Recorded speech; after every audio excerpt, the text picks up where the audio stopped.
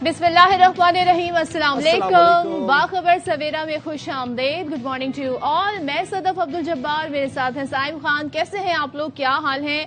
आज के दिन आप लोग भी बड़ा इंतजार कर रहे होंगे और बहुत ज्यादा एंक्शियस होंगे, न जाने क्या है आज के दिन हमारे लिए। मैं बात कर रही हूँ पेश होने वाले बजट 2026 एंड 2027 की। ये बजट आज पेश किया जाना है और बजट तजवीज़ के हवाले से बात करेंगे, कल इक्तिसादी सरबराह से हवाले से बात करेंगे। इसके आगे बस मैं कुछ कहना नहीं चाहती। देखिए, आप ये बात करें कि एंजाइटी में होंगे, एंजाइटी में तो होंगे, एंशियस भी है। मेरा तो दिल 2 दफा रुकते रुकते बंद, चलते चलते रुका है 2 दिन में।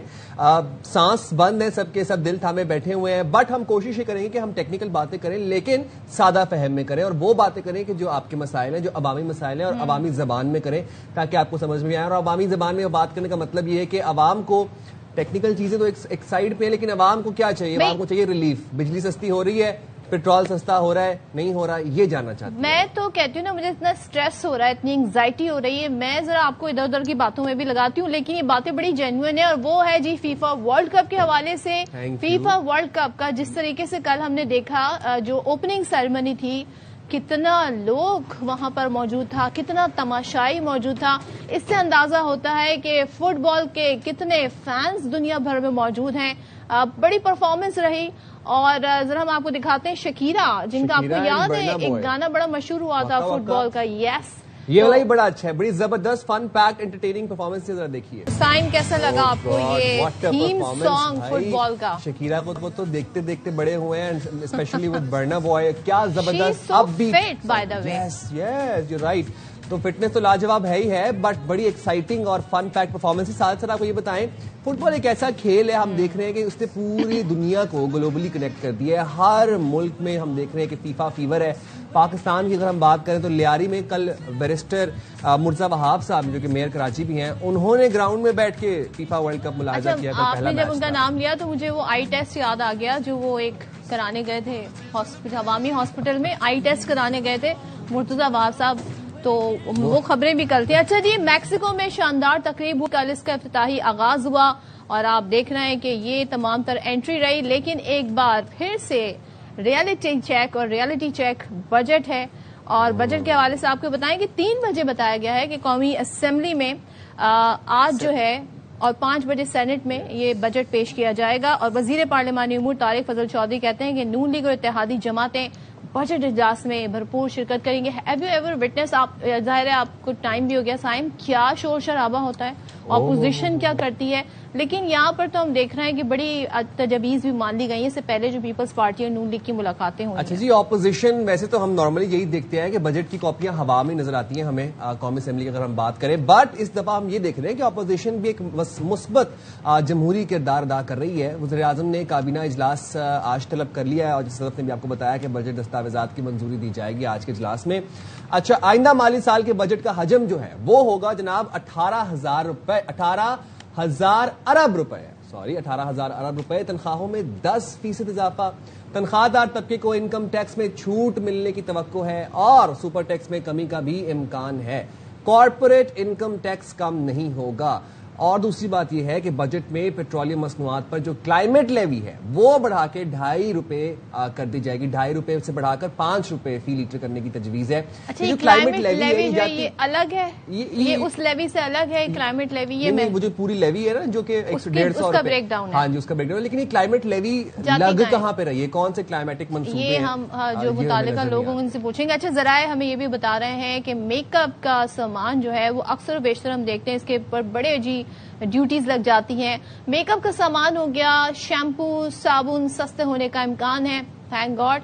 जबकि इलेक्ट्रिक व्हीकल्स की बात करें, हाइब्रिड और प्लग इन हाइब्रिड गाड़ियां उनकी बात करें तो वो महंगी हो सकती है। अच्छा, यहाँ पे मैं थोड़ा सा ये चाहती हूँ कि भाई आप जब चाहते हैं कि ग्रीन इन्वायरमेंट हो, फ्रेंडली इन्वायरमेंट हो और ग्रीन एनर्जी की तरफ जाएं, तो फिर इन गाड़ियों को तो इतना टैक्स नहीं करना चाहिए भाई। और एक अवामी सवाल ये है कि क्या बिजली सस्ती होगी, क्या पेट्रोलियम मसनूआत सस्ती होंगी, क्या गैस सस्ती होगी, ये 3 बेसिक, क्या शेखुरोनोश सस्ती होंगी, क्या तनख्वाहों में इजाफा होगा सरकारी मुलाजमीन की, पेंशनर्स की, क्या होने जा रहा है, ये तमाम तर बात है। इस पर हम बात करना चाहेंगे। हमारे साथ हमने स्टूडियोज में दावत दी है اسلام آباد سے آئے, وفاقی دارالحکومت سے آئے ہیں شعیب نظامی صاحب, ہمارے senior reporter correspondent. Thank you Shoaib, how are you?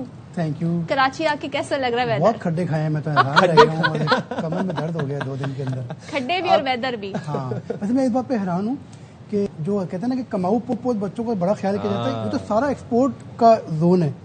Site area the biggest exporter in Pakistan. اور آپ سڑک دیکھیے ہمارے دفتر جس سے ہم آئے ہیں, دیسی گھرانوں میں جو کمانے والا سب سے بڑا بچہ ہوتا ہے نا, بس وہ لاڈلا ہوتا ہے. لاڈلا نہیں ہوتا, وہ بس ساری زندگی یہی کرتا رہتا ہے. میں تو کہتا ہوں, وہ کہتے ہیں ایکسپورٹ کو فاسٹسٹ کریں, روڈ تو ٹھیک کر دیں. شعیب آپ نے جو سڑک یہی فاسٹر سب سے امپورٹنٹ ہے.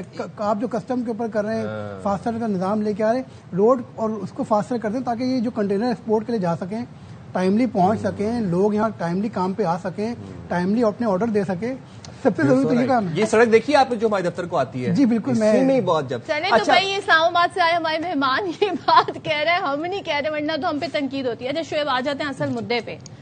میں تو بڑا ڈر رہی ہوں کیونکہ جو مہنگائی کا ایک ویو آیا ہوا ہے because of the war situation, جو پیٹرول پرائس بڑھے, جو مہنگائی ظاہر ٹرکل ڈاؤن افیکٹ تو ہوتا ہے. اس بجٹ میں کوئی ریلیف ہے بھی یا صرف یہ باتوں کی حد تک ہے؟ کل وزیر خزانہ صاحب یہ کہہ رہے تھے جی سیلری کے بارے میں, پھر آپ کل ہی سنیے گا. جی دیکھیں, پرائم منسٹر کی جو نا وہ بڑی محنت ہے سارے کے سارے ایشوز کے اوپر, کیونکہ ایک طرف IMF کا پریشر ہے اور ایک طرف جی بالکل دوسری عوام کا پریشر ہے. اور پھر آپ نے کل جو سروے دیکھا تو لگتا ہے سکت ہی نہیں نا انڈسٹری کے اندر. ہمارے جو ہمارا کوئی میجر ٹارگٹ جو ہے وہ حاصل نہیں ہوا. تو اب کس پہ لگائیں گے آپ؟ صنعت کار پہ لگائیں گے, کاشتکار پہ لگائیں گے, تاجر پہ لگائیں گے, تو سارے ہی پریشان بیٹھے. تو اب یہ ہوا ہے کہ کچھ انکم ٹیکس کے اوپر ریلیف جو ہے انشاءاللہ وہ نظر آئے گا, اور 1 لاکھ تنخواہ کے اوپر, 2 لاکھ تنخواہ کے اوپر, 3 لاکھ تنخواہ کے اوپر میجر ریلیف یہاں پر ہے. اس کے ساتھ ساتھ جو منیمم ویجز ہیں اس کو جو ہے تقریباً 2 سے 3 ہزار روپے بڑھایا جائے گا. مختلف صوبوں کے اندر بھی, وفاق کے اندر بھی. کتنا کر دیا جائے گا ٹوٹل, کتنا کر دیا جائے گا؟ دیکھیں کہیں جو ہے وہ 40,000 بھی ہے, کہیں 39,000 بھی ہے. تو یہ 2 سے 3 اب دیکھیں آج کابینہ کیا فیصلہ کرتی ہے. پھر تنخواہوں اور پینشن میں اضافہ ہوگا, اس سے تھوڑا سا ریلیف ملے گا. لیکن وہ جو سائم جس طرح جو آپ بات کہہ رہے ہیں, بجلی اور گیس کا فی الحال سستا ہونا بڑا مشکل کام ہے. وہ چونکہ انٹرنیشنل پرائسز اس کا بھی امپیکٹ آ رہا ہوتا ہے. اور پھر یہ جو بجلی, گیس اور پیٹرول, یہ نا انفلیشن کو فیول آن فائر کر دیتے ہیں, مطلب ہر چیز کو بڑھا دیتے ہیں. آپ چاہیں بھی تو ریلیف دینا تو لیوی تو کم کر سکتے ہیں نا, وہ تو ہمارے اختیار میں ہے شعیب. نہیں لیوی جو اب نیا ہدف ہے وہ اس سال سے تقریباً 250 ارب روپے زیادہ ہے. او خدایا, تو وہ اب کہاں سے آئے گی؟ یعنی کہ آپ کو عوام کی جیب سے. اب اس وقت پیٹرول اور ڈیزل ملا کے ہمیں 160 دینے آئے IMF کو. ہم نے اب جو نیا اگر لوگ استعمال کم کرتے ہیں تو پھر شاید یہ 90 10 سے 15 روپے بڑھائی جائے. اچھا ہم جو کلائمیٹ سپورٹ لیوی کی بات کر رہے تھے وہ اس لیوی کے علاوہ ہے. اچھا وہ علاوہ ہے, وہ 160 پلس ہے. جی وہ 160 پلس ہے جو 5 روپے ہو جائے گی. یہ اس لیے لگائی گئی تھی کہ پاکستان میں جو ہے نا وہ EV بائکس دیے جائیں گے قسطوں کے اوپر. اس کے لیے 9 ارب روپے جمع ہو بھی چکے ہیں. اچھا جی, اور اس جو یہ اب کلائمیٹ لیوی جو اوور آل جمع ہوگی, 9 ارب روپے وہ ہیں جو کہ پیٹرول انجن پہ لیوی لگی تھی پچھلے سال. اچھا, جس کو ICE انجن کہتے ہیں, اس کے اوپر لگی تھی. اچھا, یعنی عوام سے ہی پیسے لے جی کے یہ تو آسان قسطوں پہ عوام کو ہی پھر وہ بیچی نہیں. جائیں گی. لیکن بات یہ طریقہ کار اتنا مشکل ہے کہ لوگ EV بائکس لے ہی نہیں سکے. 40,000 درخواستوں میں صرف 1200 منظور ہوئی. ریزن 75,000 انہوں نے ٹارگٹ دیا تھا کہ ہمیں 75,000 بائکس عوام میں دینے, یونیورسٹیز کے بچیوں کو دینے, جیسے لیپ ٹاپ بانٹے گئے ہیں اس طرح سے وہ EV بائکس لے جانے تھے آسان قسطوں کے اوپر. لیکن وہ امپلیمنٹ. اچھا, اور سولر کا کیا سین ہے؟ سولر پہ بڑھ رہا ہے ٹیکس؟ سولر پینل جی سولر کے اوپر جو ہے ٹیکس نہیں بڑھے گا. ہاں, وہ پرائم منسٹر کی جو ملاقات بات چیت ہوئی ہے اس میں 3 ریلیف انہوں نے لیے ہیں میجر. ایک تو انکم ٹیکس کے اوپر لیا, دوسرا جو ہے اسٹیشنری کے اوپر لیا, اور تیسرا جو ہے وہ یہ سولر آئٹم. جی ایس ٹی جو ہے 19 نہیں ہو رہا, وہ 18 پہ ہی. اچھا, coming back to EV, because دیکھیں ہم نے بات کی ہم کتنا متاثر ہیں کلائمیٹ چینج سے, اور ہمارے یہاں لوگ سولر پینل جب لوگوں نے خود ہی لگایا سب کچھ, تو بڑے آرٹیکلز دیکھے گئے کہ گرین ریولیوشن پاکستانی خود ہی لے آئے انڈیویجول کیپیسٹی میں. اس کو تو انکریج کرنا چاہیے تھا. EV بائکس کو مزید آسان پروسیس بنانا چاہیے تھا, سستی بنانا چاہیے تھا, گاڑیوں کو بھی. آپ یہ دیکھیں کہ اب تو باہر سے آپ گاڑی منگائیں, اس پہ بھی زیادہ پیسے کر دیے ہیں, اسی طریقے سے EV گاڑیوں پہ بھی کر دیے ہیں. جی اصل میں مقصد تو یہی تھا کہ جو انجن کے اوپر ٹیکس لگا تھا کہ وہ EV بائکس دیے جائیں گے لوگوں میں, وہ امپلیمنٹ نہیں ہوا. طریقہ کار ابھی تک بہت سلو ہے. جو اس کی ایپ وہ اتنی مشکل ہے, میں نے دکھایا ان جو متعلقہ حکام ہے, میں نے کہا جی آپ اس میں آپ پر منتھ کی بجائے پر ڈے پیچھے کرتے ہیں اپنے آپ کو اپنے ڈیٹ آف برتھ تک جانے کے لیے. وہ اتنا مشکل ایپ ہے کہ وہ عوام اس تک پہنچ ہی نہیں پاتے. تو یہ بھی ایک مسئلہ ہوتا ہے. ساتھ ساتھ جو ہے وہ ابھی تک یہ کہا جا رہا ہے کہ ای وی کے اسٹیشن ہی نہیں لگے, جیسے گاڑیاں پورا آپ کو انفراسٹرکچر چاہیے ہوتا ہے نا. پھر IMF یہ کہہ رہا ہے کہ آپ کی ای وی گاڑیاں شروع ہی 10 ملین سے ہوتی ہیں, 10 ملین والوں کو آپ کیوں جو ہے ریلیف دیں گے. پھر اب جو GST والا ایشو تھا اس کے اوپر یہ کہہ رہے ہیں کہ مطلب 10 لاکھ سے آپ کے ملک کا سولر سسٹم شروع ہوتا ہے, تو یہ بھی عموماً جو ہے وہ پاکستان کی اپر مڈل کلاس لگا رہی ہوتی ہے. اب مڈل کلاس لگانے لگے گی تو اس کے بعد GST سرکار کے مطابق کل میں دیکھ رہی تھی, بڑی انٹرسٹنگ کسی نے کامنٹ کیا ہوا تھا کہ 8,400 کچھ سے زیادہ جس کی تنخواہ ہے وہ غریب نہیں ہے. اچھا, یہی کچھ ایسا ہے غریب کی 8,000 سم تھنگ تنخواہ ہوگی تو وہ غریب کیٹیگری ہے. جی بالکل, وہ اصل میں وہ ہوتا یہ کہ ہم تقریباً $1.5 سے $2 جو ہے پر ڈے کے اوپر جو ہے وہ اس کو رکھتے ہیں, تو مطلب 600 روپے یا 600 روپے تقریباً آپ سمجھیں کہ پاکستان میں جو کماتا ہے وہ پاکستان میں غریب نہیں ہے, یعنی کہ وہ جو آپ اماؤنٹ کہہ رہی ہیں وہ. لیکن مسئلہ یہ ہے کہ وہ کمانے والا ایک شخص کے اوپر ہے. یہ جو انٹرنیشنل اسٹینڈرڈ ہے وہ $4 کا ہے اور ہر بندے کے اوپر ہے, جس میں خواتین بھی کما رہی ہوں گی. جہاں تو یہ ہے ہی نہیں کہ خواتین بھی کما رہی ہوں گی, بزرگ بھی کما رہے ہوں گے, ایک ہی بندہ جو ہے پوری فیملی کو فیڈ کر رہا ہے اور بعد اوقات پورے خاندان کو. ابھی ایک ایشو ہوتا ہے جب خالہ کیا ہو گیا, پھپھو کیا ہو گیا, ماموں کیا ہو گیا, یہاں پہ تو ایک کماتا ہے اور سارے کھاتے ہیں, یہ والا سسٹم ہے ہمارا. اچھا, یہ جو کمپریشن انجن کی گاڑیاں ہیں, جو پیٹرول اور ڈیزل والی گاڑیاں ہیں, اب دنیا جب ہم دیکھ رہے ہیں کہ وہ ای وی پہ شفٹ کر رہی ہے, اب سننے میں یہ آ رہا ہے کہ جو پیٹرول اور ڈیزل والی گاڑیاں اگر آپ باہر سے منگاتے ہیں تو وہ آپ کو سستی پڑیں گی ایز کمپیئر ٹو ای وی, شاید بجٹ کے بعد. جیسے بھی آپ نے بھی کہا کہ ای وی جو گاڑی ہے وہ 10 ملین سے تو اسٹارٹ ہو رہی ہے. تو یہ کیا ہے, ہم تو ای وی پہ شفٹ کرنا چاہتے ہیں, گرین ریولیوشن لے کے آنا چاہتے ہیں, اور ہم پھر جو پیٹرول اور ڈیزل والی گاڑیوں میں سستی مل رہی ہے. دیکھیں اس کے لیے جو نا وہ پریشر IMF کا یہ تھا کہ ہم اپنا جو نا امپورٹ کو کھولیں تاکہ ریونیوز بھی آئیں.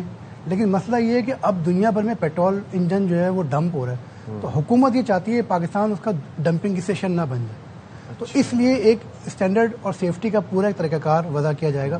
ایسا بھی ہوا پاکستان میں کہ چوری کی گاڑیاں امپورٹ ہوئی پاکستان میں, وہاں سے چوری ہوئی, یہاں استعمال ہوئی. پھر اسی طرح ایکسیڈنٹل گاڑیاں بہت زیادہ آئیں.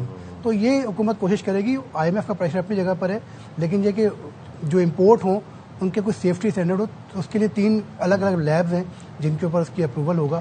ٹیکسز تو اس کے اوپر کم ہوں گے, لیکن طریقہ کار تھوڑا سا مشکل ہوگا. پہلے ہر بندہ امپورٹ کر لیا کرتا تھا, اوورسیز پاکستانیز کر لیا کرتے تھے. اب جو ہے اس کے لیے کمرشل امپورٹر ہوگا, اس کی پراپرلی رجسٹرڈ ہوگا وہ SCCP کے اندر, اور وہی کمرشلی امپورٹ کرے گا. اور پھر کچھ سیفٹی اسٹینڈرڈز دیکھ کے, اس کا طریقہ کار دیکھ کے, تاکہ ایکسیڈنٹ گاڑیاں نہ ہوئی ہوئی ہوں, ایئر بیگس نہ کھلے ہوئے ہوں. یہاں کے بہت ساری شکایتیں ہوئی ہیں لوگوں کو. اچھا, IMF کے آپ نے کہا کہ بہت پریشر ہے. IMF کا پریشر اس بات پہ نہیں کہ بھائی ٹیکس نیٹ بڑھائیں, وہ جو آلریڈی ٹیکس سیلریڈ کلاس طبقہ ہے اس پہ ہی مزید برڈن نہ ڈالیں, اس کو ذرا براڈن کریں تاکہ پھر جو آپ نے لیوی سے لینا ہے, کلائمیٹ لیوی سے لینا ہے, ادھر سے لینا ہے, ادھر سے لینا ہے, آپ کا پول بڑھے پھر. جی دیکھیں, لو ہینگنگ فروٹ کے اوپر ہمیشہ FBR کو کوئی کوشش ہوتی ہے کہ جو پھنسا ہوا ہے اس کو جو ہے وہ نکالا جائے. لیکن 2 کام اس دفعہ اچھے ہوئے ہیں. ایک تو جو تاجروں کی اسکیم آئی ہے, اس سے کوئی تقریباً جو ہے 60 سے 70 ارب روپے آنے کا امکان ہے. دوسرا جو ہم دیکھ رہے ہیں کہ کرپٹو کے اوپر فرسٹ ٹائم جو ہے نا اس پچھلے 1 سال میں بڑا کام ہوا ہے پاکستان میں. ریگولیشنز کے اوپر بڑا کام ہوا ہے. 55 صفحوں کا ایک ڈرافٹ ہے جو کہ پارلیمنٹ نے ایک لائن کو ڈسکس کیا ہے. اور اسٹیٹ بینک کو میں کہتا ہوں, میں حیران تھا کہ مطلب اسٹیٹ بینک کے ایکسپرٹ جو ہیں وہ انٹرنیشنل اسٹینڈرڈ کے ایکسپرٹ ہیں پاکستان میں, جو کہ ریگولیشنز کو, انٹرنیشنل ریگولیشنز کو, FATF کی ریگولیشنز کو, ان سب کو لے کے اب پاکستان میں وہ قانون جو ہے اب آیا ہے. اور ہم نے دیکھا جو انہوں نے اتھارٹی بنائی ہے اس نے بھی تمام کی تمام چیزوں کو امپلیمنٹ کیا ہے. اب یہ کہہ رہے ہیں کہ کرپٹو کے اوپر جو ٹریڈنگ ہے اس کے اوپر 10 سے 30% تک جو ہمارا 37A کا قانون ہے, جو کیپٹل گین کہتے ہیں, اس میں 37C کی ایک شک ڈالی جائے گی. اور ٹریڈنگ کے اوپر جو ہے جو آپ پروفٹ کمائیں گے اس کے اوپر 10 سے 30% جو ہے ایک ٹیکس لگے گا کرپٹو کی ٹریڈنگ پروفٹ کے اوپر لگے گا. جی. اچھا, میں شعیب آپ سے یہ جاننا چاہ رہا ہوں کہ یہ تو جو کرپٹو صارفین ہیں کہیں ان کو ڈسکریج کرنے والی بات تو نہیں ہے؟ اب دیکھیں جو کرپٹو میں ٹریڈ کر رہے ہیں یا جو کرپٹو میں کاروبار بھی کر رہے ہیں, جن کی ٹرانزیکشنز ہو رہی ہیں, کہیں وہ ملک چھوڑ کے تو نہیں چلے جائیں گے؟ نہیں, میرا خیال ہے یہ کھولے گا اس چیز کو, کیونکہ ہماری جو بات چیت ہوئی تھی پاکستان میں ایکسچینج کمپنیز بنیں گی ساری کی ساری کرپٹو کی. اور یہ ٹریڈنگ کو لیگل کرے گا پاکستان میں. اور جو پاکستانیوں کے باہر ایک ایسٹیمیٹ ہے, کچھ کوئی کہتا ہے $20 ارب ہیں, کوئی کہتا ہے $30 ارب ہیں.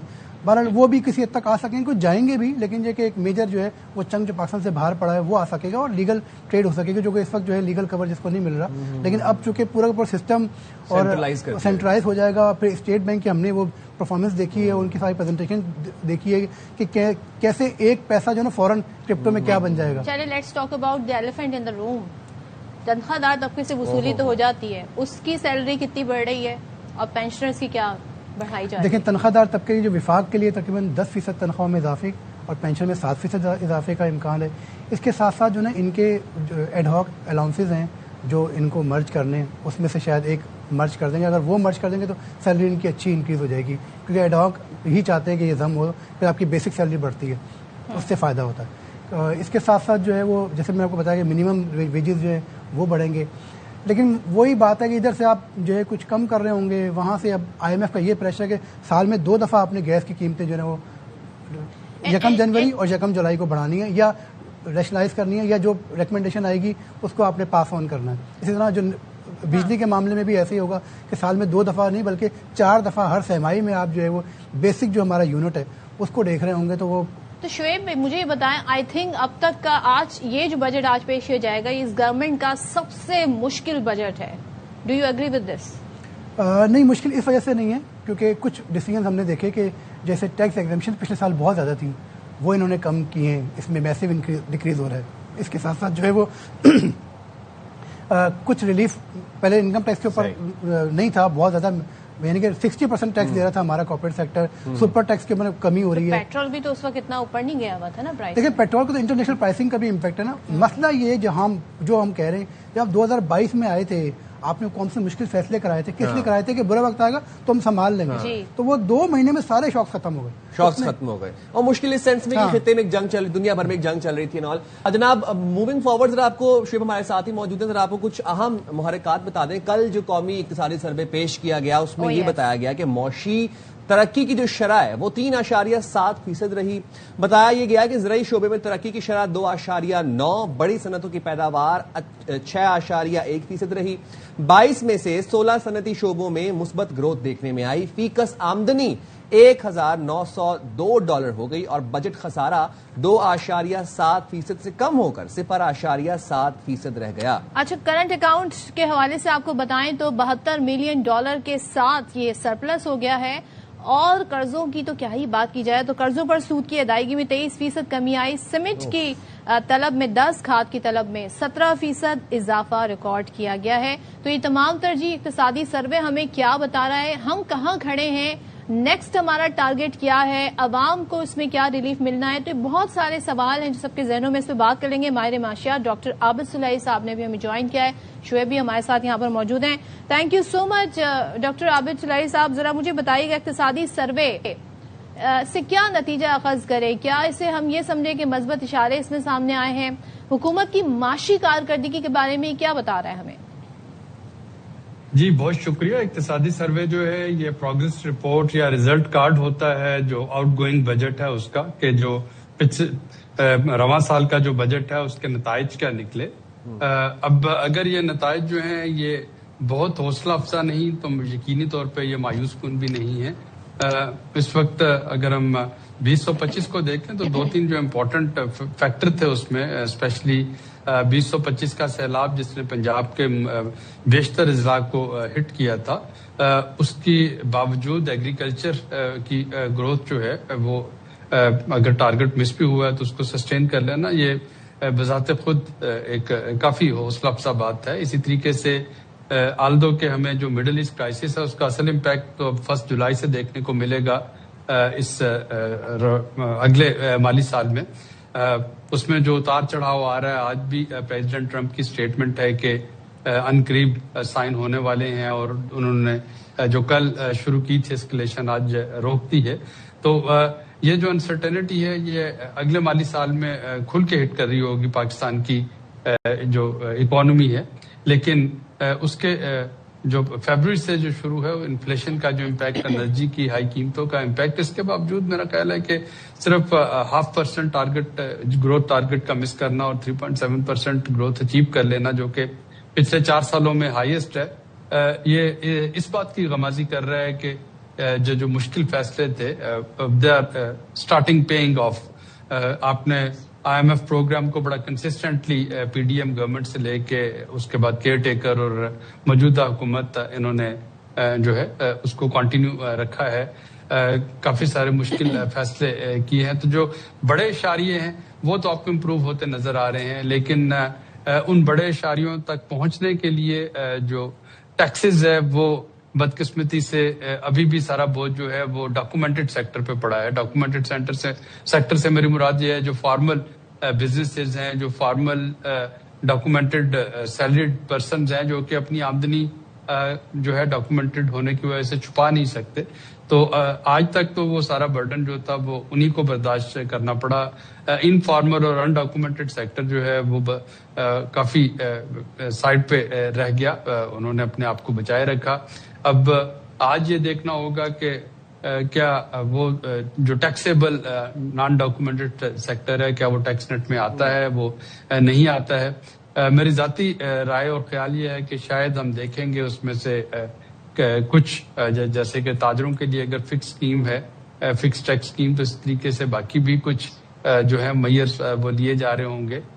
کیونکہ یہ جو 2 دفعہ بجٹ کا پیش ہونا ڈیلے ہوا, ایک تو وہ صوبوں اور وفاق کا جو آپس کے نیگوشیشن تھے وہ تو چل ہی رہے تھے, لیکن اس کے ساتھ IMF سے وفاقی حکومت کے مذاکرات بھی چل رہے تھے کہ اگر کچھ جگہوں پہ ریلیف دینا ہے تو پھر اس کے جو آمدنی ہے وہ کہاں سے آئے گی, اور اس میں جو نئے شعبوں کو ٹیکس نیٹ میں لے کے آنا جو ہے وہ کافی امپورٹنٹ. عابد صاحب, اگر ہم 24-25 یا پھر 25-26 سے کمپیئر کریں اس فسکل ایئر کے بجٹ کو, آپ کو لگتا ہے کہ اس دفعہ کچھ نرمیاں ہیں, کچھ ریلیف ہے, کچھ کہیں سے ٹھنڈی ہوا کا جھونکا آ رہا ہے؟ اگر نرمیاں اور ریلیف نہیں بھی ہیں تو یہ بات تو طے ہے کہ جو آلریڈی جن سے ٹیکس لیا جا رہا تھا ان میں مزید سخت نہیں رہی ہے.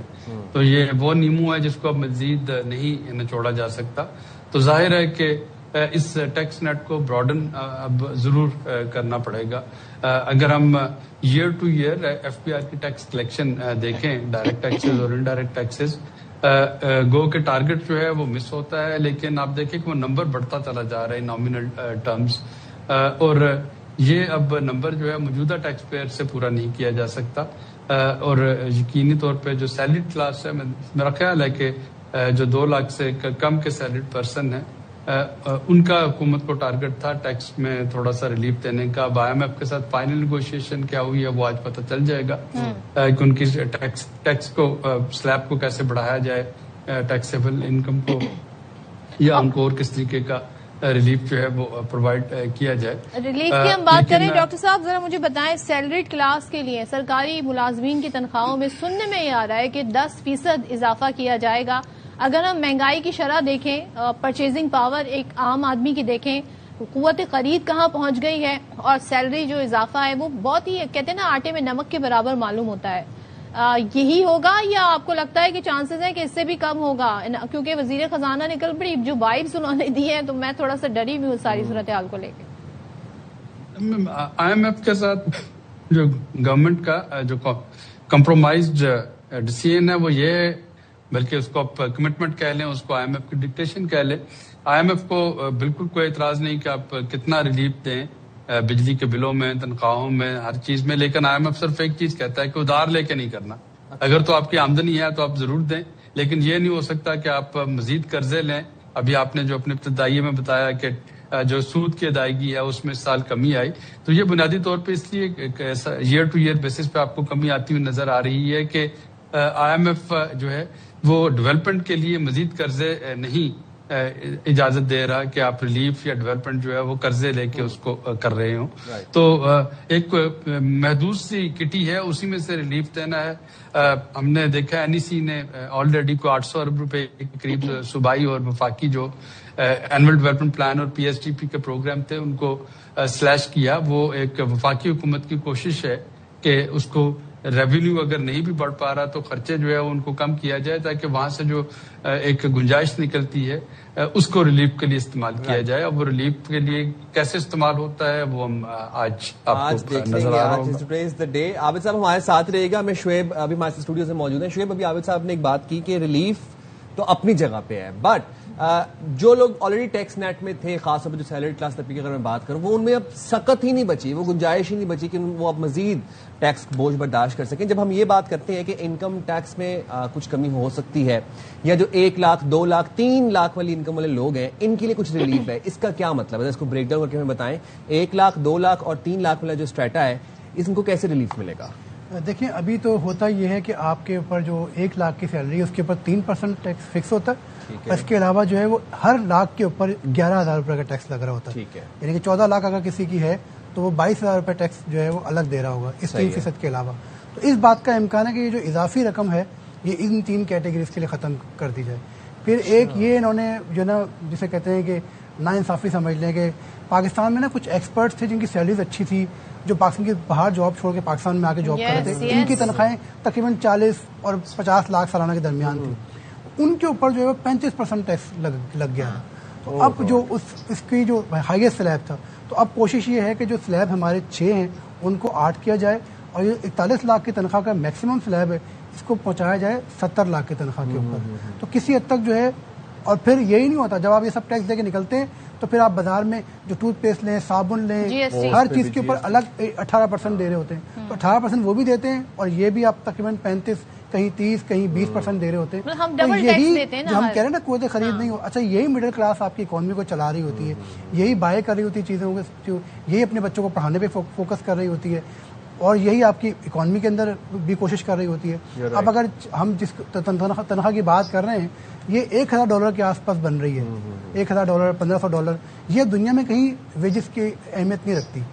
ہم اتنے اس وقت انٹرنیشنل پر لیبر میں چیپ ہو چکے ہیں, لیکن وہی بات ہے کہ اس کا فائدہ نہیں اٹھا پا رہے کیونکہ ہم ان لوگوں کو موقع ہی نہیں دے پا رہے. اب اس میں ہو کیا رہا ہے کہ گھروں کے اندر آپ دیکھیں فرسٹریشن, اور پھر ہم نے جو ابھی 3 دن کے بجٹ کے آپ نے جتنے بھی شارٹس دیکھے ہوں گے ایئر وائی کے اوپر, آپ دیکھیں لوگوں کی حالت کیا ہوئی ہے, سڑکوں کی حالت دیکھیں, ایٹیٹیوڈ کی حالت دیکھیں. پھر ابھی غیر یقینی صورتحال ہے, ہر بندے کو یہ پتا کہ میں نے بالکل مجھے ہی نچوڑا جانا ہے. تو اس وجہ سے نا وہ ایک پینک سا نظر آتا ہے جگہ جگہ کے اوپر, اور اب اس بات کا امکان ہے کہ تھوڑا سا ریلیف ملے گا. اور پھر جو عابد سعید صاحب بھی بات کر رہے تھے, یہ ایک ہم دیکھ رہے ہیں پچھلے 2 سال کے اندر ایک امید نظر آتی ہے کہ ہمارا کا یوتھ جو ہے نا وہ دوبارہ ایگریکلچر کے اوپر گیا, دوبارہ لائیو اسٹاک کے اوپر گیا. لوگوں نے یوٹیوب سے ویڈیو اٹھائی, بہت سے لوگوں نے نئے نئے طریقوں سے ایگریکلچر کی, جس کی وجہ سے تھوڑی سی بہتر ہوئی ہے ہماری ایگریکلچر. لیکن بات یہ کہ ان کو پیسے ملے, ان کو پوری قیمت ملے, پھر یہ گرو کر سکے. ڈیجیٹل اکانومی بھی ہمارے یہاں بڑا بوسٹ کر رہی ہے. تو ہمارا جو نوجوان, جو آپ نے یوتھ کی بات کی, جاب کریشن, اس کے لیے کیا ہے شعیب, ذرا مجھے بتا دیں. ان امپلائمنٹ کہاں پہ کھڑی ہے اور لوگوں کے لیے آپ کیا جابس نکالی جائیں گی؟ دیکھیں اس میں جو ہے نا وہ میں بڑا کریڈٹ دوں گا جو نائب وزیر اعظم اسحاق ڈار صاحب, جتنا بھی پریشر آ رہا تھا IMF کا خاص طور پہ ہماری انڈسٹریز کے لیے, وہ انہوں نے خود اس کو جو ہے نا وہ پریشر کو جو ہے برداشت کیا. اور کچھ اس بات کا امکان ہے کہ جو ہمارا انڈسٹریل را مٹیریل ہے, ہماری جو ایکسپورٹ ہے ٹیکسٹائل کی اور جو دیگر ایکسپورٹ ہیں, ان کے اوپر 1% ایک ایڈوانس ٹیکس لگا ہوا ہے, وہ ویو آف ہوگا. اسی طرح جو ہے تقریباً 7,000 جو را مٹیریلز ہیں, ان کی ٹیرف لائنز ہیں, ان میں کچھ کمی ہوگی تو یہ را مٹیریل سستے ہونے سے کسی حد تک ہماری انڈسٹری چلے گی. کیونکہ 20 لاکھ لوگوں کو, نوجوانوں کو روزگار دینا ہے, تو یہ 20 لاکھ لوگوں کو روزگار کیسے دیا جائے گا؟ اس کے ساتھ ساتھ جو ہماری اس وقت ہم دیکھ رہے ہیں کہ ایک ایمرجنگ پاکستان کی اکانومی جو ہے وہ یہ یوتھ ہے جو کہ فری لانسر کے لیے کام کر رہے ہیں. تو یہ 5G ٹیکنالوجی آئی ہے, 5G ٹیکنالوجی کے اوپر جو اب آلات وغیرہ آنے ہیں, کچھ مشینری آنی ہے, کچھ ان کے اوپر ٹیکسز میں کمی ہوگی. تو 5G کے ساتھ ساتھ جو نا ہمارا جو یوتھ ہے وہ انٹرنیشنلی بہت اچھا جو ہے اپنے آپ کو سیل کر سکے گا, اور کسی حد تک جو ہے وہ ایک ارننگ ہم پاکستان کی بڑھے گی. عابد صاحب, آپ سے جاننا چاہوں گا کہ اس بجٹ میں جو ابھی تک سامنے آ رہی ہیں باتیں, جو محرکات سامنے آ رہے ہیں, آپ کو لگتا ہے کہ امپلائمنٹ اپرچونیٹیز کریٹ ہوں گی؟ امپلائمنٹ اپرچونیٹیز 2 چیزوں پہ ڈیپینڈ کر رہی ہے, اور یہ دونوں ایکسٹرنل فیکٹرز ہیں. پہلا جو ہے وہ آپ کا مانسون ہے, کہ ہمارا مانسون اس سال کا جو ہے, جیسا کہ انڈیا میں نے کہا کہ بہت زیادہ بارشیں ہوں گی, بہت زیادہ گرمی ہوگی. وہ زراعت کے شعبے کو کتنا متاثر کرتا ہے, چونکہ جو آؤٹ گوئنگ ایئر ہے اس میں آپ نے دیکھا کہ کپاس کا ہم ٹارگٹ اچیو نہیں کر سکے, اور کپاس صرف ایک فصل ہی نہیں, یہ آپ کا ایکسپورٹ بیس ہے سارا. ٹیکسٹائل اور جو آپ کے ہیں گارمنٹس, وہ سارے کے سارے اس پہ ڈیپینڈ کر رہے ہیں. اور دوسرا جو ہے وہ مشرق وسطیٰ کی صورتحال ہے کہ اگلے 6-7 مہینے تو میں نہیں سمجھتا کہ تیل کی قیمتیں جو ہیں وہ اعتدال پہ آتی ہیں. اور اگر تیل کی قیمتیں جو ہیں وہ انرجی پرائسز وہ اعتدال پہ نہیں آتی تو یقینی طور پہ وہ ایک بڑا چیلنج بن سکتا ہے پاکستان کی معیشت کے لیے. تو یہ انٹرنل فیکٹر تو اپنی جگہ ہیں ہی, لیکن یہ جو 2 ایکسٹرنل فیکٹر ہیں یہ آپ ڈٹرمن کر رہے ہوں گے کہ پاکستان جو ہے وہ آنے اس والے مالی سال میں کتنا بہتر پرفارم کرے گا, اور یہاں پہ جابس ہیں اس کی اپرچونیٹیز کتنی نکلیں. تو پاکستان کو بڑی ہولسٹک اپروچ رکھنی ہوگی, تمام شعبوں کو, تمام سیکٹرز کو دیکھنا ہوگا, اور ان کو ایک کوارڈینیٹڈ طریقے سے لے کر چلنا ہوگا thank you so much doctor Abid सुलैरी साहब हमारे साथ थे, सारी सूरत हाल बात कर रहे थे। शुएब हमारे साथ थ्रू आउट द डे रहेंगे और हमें वक्तन फवक्तन बताते रहेंगे, जो बड़ी टेक्निकल टर्म्स होती हैं उन्हें आसान करके पेश करते रहेंगे। हम यहाँ पर एक छोटा सा ब्रेक ले रहे हैं, इसके बाद वापस आते हैं।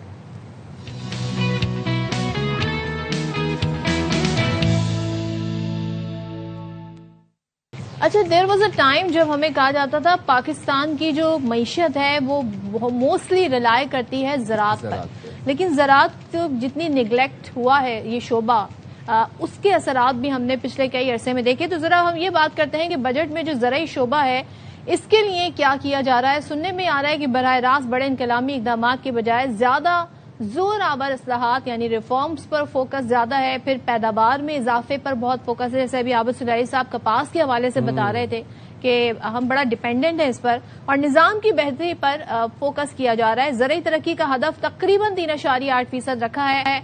हुकूमत खाद, बीज, ज़राई टेक्नोलॉजी, पानी के बेहतर इस्तेमाल और बरामदात बढ़ाने पर काम कर रही है। अच्छा जी, किसान अब भी गंदम की कीमत और लागत में कमी के वाज़ेह रिलीफ के मुंतज़िर हैं, जबकि बजट पर अमरीका ईरान कशीदगी के असरात भी पड़ रहे हैं, क्योंकि सूरत हाल से हम ये देख रहे हैं कि आलमी मंडी में तेल की कीमतों और दरामदी जो लागत है उसमें इजाफा हुआ है। इससे पाकिस्तान में महंगाई और ज़राई लागत मजीद बढ़ने का खदशा है। कपास की भी हम बात कर रहे थे, कपास हमारी एक मेजर क्रॉप है, लेकिन पिछले साल हम कपास के अहदाफ हासिल करने में नाकाम रहे।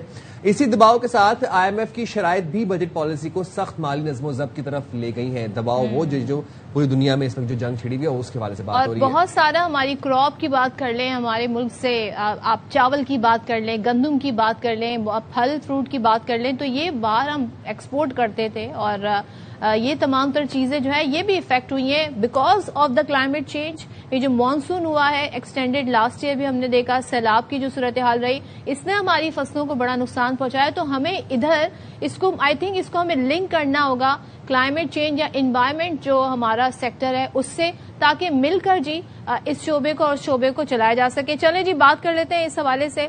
हमारे साथ इस वक्त मौजूद हैं कि भाई ज़राई शोबे में क्या हो रहा है। चेयरमैन किसान इत्तेहाद खालिद हुसैन बाट साहब, thank you so much Khalid Hussain साहब, बहुत शुक्रिया।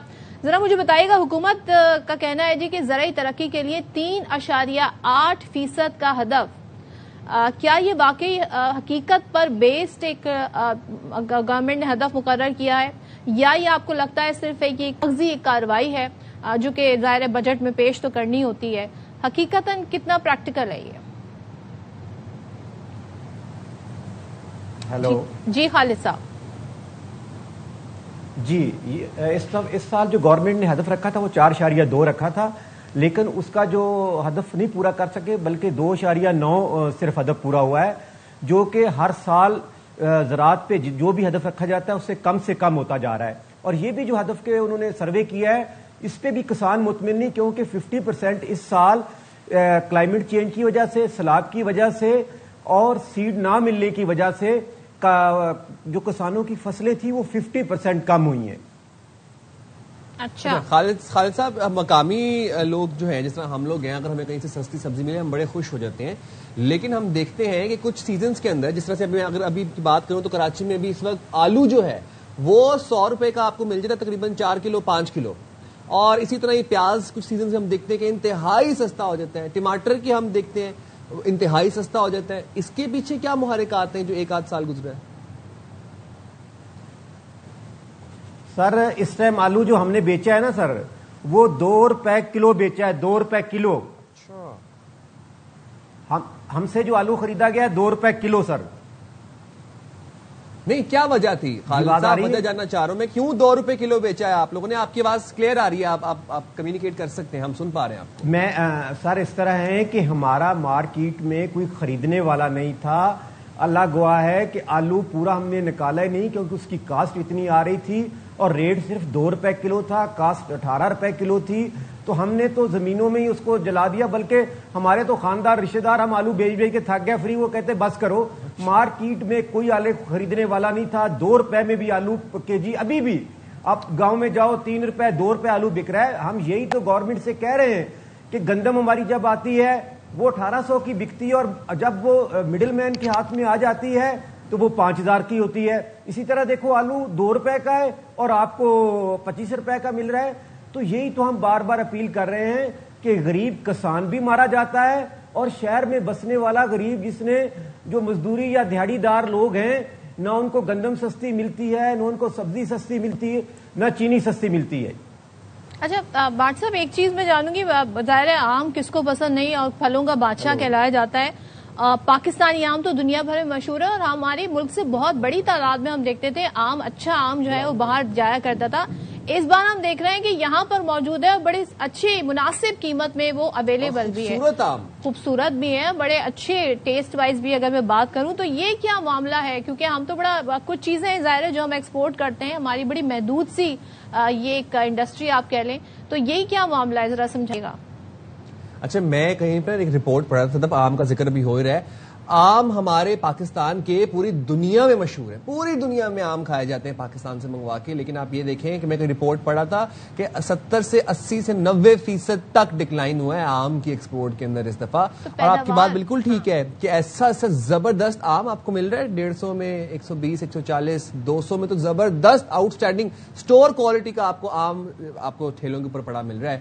ایکسپورٹ کوالٹی جسے ہم کہتے ہیں. تو میں یہ پوچھ رہی ہوں واٹس ایپ کے بڑا ہم ایکسپورٹ کرتے تھے آم کی, میں خاص طور پہ بات کروں اس وقت تو سیزن بھی ہے, لیکن یہ ایکسپورٹ کوالٹی آم اس وقت ہم دیکھ رہے ہیں کہ یہاں پر اویلیبل ہے, سستے داموں میں لوگوں کو اویلیبل ہے. یہ ذرا معاملہ کیا ہے یہ سمجھا دیں.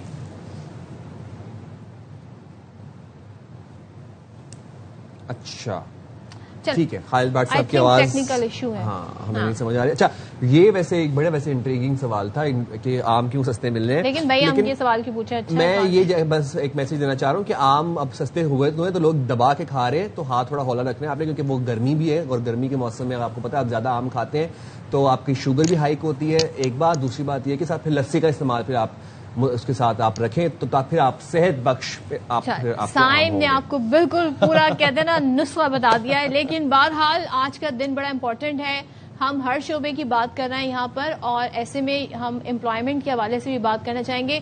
کل میں کچھ نمبرز دیکھ رہی تھی اور میں ہمیشہ اس بات پہ ہمارے شو میں آواز ہمیشہ اٹھائی جاتی ہے, صحت کا شعبہ ہو, تعلیم کا شعبہ ہو, بہت نگلیکٹڈ ہے. اس میں اس بار اس بجٹ میں کیا ہوگا اور کیا کیا جائے گا, بیکاز اب جو ہمارا فیوچر ہے نا وہ ڈپینڈ کرتا ہے ہمارے یوتھ پر. بالکل جی. خالد بھٹ صاحب کی آڈیو ریکنیکٹ ہو چکی ہے. خالد بھٹ صاحب آپ سے جاننا یہی چاہ رہے, صدر نے یہی سوال کیا تھا آپ سے کہ آم جو کہ ایکسپورٹ کوالٹی تھا وہ ہم دیکھ رہے ہیں اب ٹھیلوں پہ پڑا ہوا ہمیں مل رہا ہے 150, 200, 250 روپے کے اندر, اور یہ وہ آم تھا جو پچھلے سال یا اس سے پچھلے سال ہمیں 350, 400 روپے تک مل رہا تھا. کیا وجہ ہے؟ جی ہم یہی کہنا چاہتے ہیں کہ زراعت پاکستان کا تقریباً کوئی 24% جو ہے نا معاشی طور پہ اس میں زراعت کا کردار ہے, 40% اس سے لوگ جڑے ہوئے ہیں, اور جو شہری لوگ ہیں, جو غریب لوگ ہیں, ان کے لیے سب سے زیادہ یہ ہے کہ ہم سستی چیزیں پیدا کریں اور غریب شہری کو بھی ملے اور غریب کسان کا بھی گزارا ہو جائے.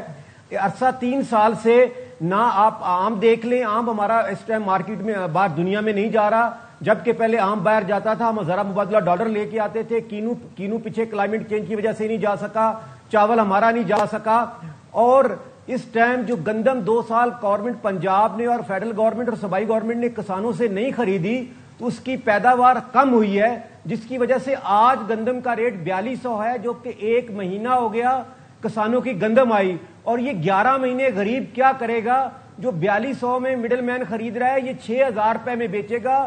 آج لاہور میں روٹی 22 ہے, کراچی میں اس ٹائم 26 روپے کی ہے, کوئٹہ میں 30 روپے کی ہے. آج جب فصل آ گئی ہے, اور فصل اس لیے نہیں آ سکی کیونکہ کلائمیٹ چینج کی وجہ سے 15 سے 20 من پر ایکڑ ہمارا جو ہے ایوریج کم ہو گئی, اور دوسرا گورنمنٹ کی ناقص پالیسی جو 2 سال جس طرح آلو رکھ کے آپ بیٹھے تھے, اب گندم رکھ کے بیٹھے رہے. تو نہیں ہوا نا, کلائمیٹ چینج پاکستان کے نہیں ہوا. اگر میں صرف اس خطے کے ہی ممالک کی بات کروں تو کیا وجہ ہے کہ پر ایکڑ پیداوار جو پاکستان میں ہم دیکھ رہے ہیں اس میں سب سے کم ہے, سب سے پیچھے ہیں ہم باقی ممالک سے. دنیا میں وہ لوگ 10 گنا زیادہ پیداوار اب اس پر ایکڑ سے لے رہے ہیں. تو کسان کی پیداوار بڑھانے کے لیے اب کیا کیا جائے, بجٹ میں اس میں کیا ہے کسانوں کے لیے؟ جی جیسے آپ نے فرمایا ہمارے پڑوس. جی بھٹ صاحب. جی جیسے ہمارے پڑوس ملک ہیں سری لنکا, بنگلہ دیش, انڈیا, میرے کاٹن کی ایوریج آ رہی ہے 14 من, میرے پڑوس ملکوں کی ایوریج آ رہی ہے کاٹن کی 70 من, میری گندم کی ایوریج آ رہی ہے 30 من, میرے پڑوسیوں کی 70 من 100 من. میں کہتا ہوں کہ ہم انٹرنیشنل مارکیٹ میں بھی جب ہم اپنی سبزیاں یا ہم چیزیں لے کے جاتے ہیں تو ادھر بھی ہمارے مقابلہ جب دونوں لوگوں سے ہوتا ہے تو ان کی کاسٹ کم ہوتی ہے, ہماری کاسٹ زیادہ ہوتی ہے. تو ہم گورنمنٹ سے یہ اپیل کرتے ہیں کہ واحد پاکستان کی زراعت ہے جو اس سال زرع مبادلہ یا ڈالر کما کے دے سکتی ہے. اس سال 10 ارب ڈالر کی ہم نے باہر سے چیزیں منگوائی ہیں جس میں 3 ارب ڈالر کی کاٹن ہے, جبکہ ہماری کاٹن 1,60,000 گانٹھ پیدا ہوتی تھی, آج صرف 60,000 پہ رہ گئی ہے. تو میں کہتا ہوں کہ جو ملک 1 ارب ڈالر کے لیے ترستا ہے وہ 10 ارب ڈالر سے باہر چیزیں منگواتا ہے. اگر گورنمنٹ پاکستان ہمیں سپورٹ کرے, اللہ گواہ ہے کہ ہم 10 ارب ڈالر جو باہر جاتا ہے اس کو بھی نہیں جانے دیں گے اور پرووائڈ کریں گے اپنی جو غذائی قلت بھی جو ہماری پوری کریں گے, اور انٹرنیشنل مارکیٹ میں بھی اپنا سامان بیچ کے پاکستان کے زرع مبادلہ میں اپنا کردار ادا کریں گے. لیکن بدقسمتی سے 4 سال پہلے جو گندم کا ریٹ تھا 4,000, مکئی کا ریٹ 3,500 اور جو ہمارے آلو کا ریٹ تھا 22 روپے, آج 4 سال بعد ہر چیز مہنگی ہو گئی ہے. آج میرا آلو 2 روپے, میری مکئی 2,000 روپے, گندم 1,800 میں میں نے بیچی. میرے پاکستان کے کسان کی جو فصل ہے وہ ہر سال اس کا ریٹ گر جاتا ہے. اور باقی چیزیں آپ دیکھیں. خالد حسین بٹ صاحب, آپ نے پروگرام کے لیے وقت نکالا اور تھوڑا سا اگر پش ملے ہمارے کسانوں کو, تو خالد صاحب کہہ رہے تھے کہ ہم 10 ارب باہر بھی نہیں جائیں دیں گے بلکہ ہم خود بھی پروڈیوس کریں گے, ریونیو جنریٹر کی حکومت کو دیں گے. چھوٹی سی نہ ہو تو بڑی زرخیز ہے یہ مٹی. تو یہاں پر جی بریک لیتے ہیں, لیکن اس کے لیے بہت کچھ کرنا پڑے گا. بریک کے بعد واپس آتے ہیں.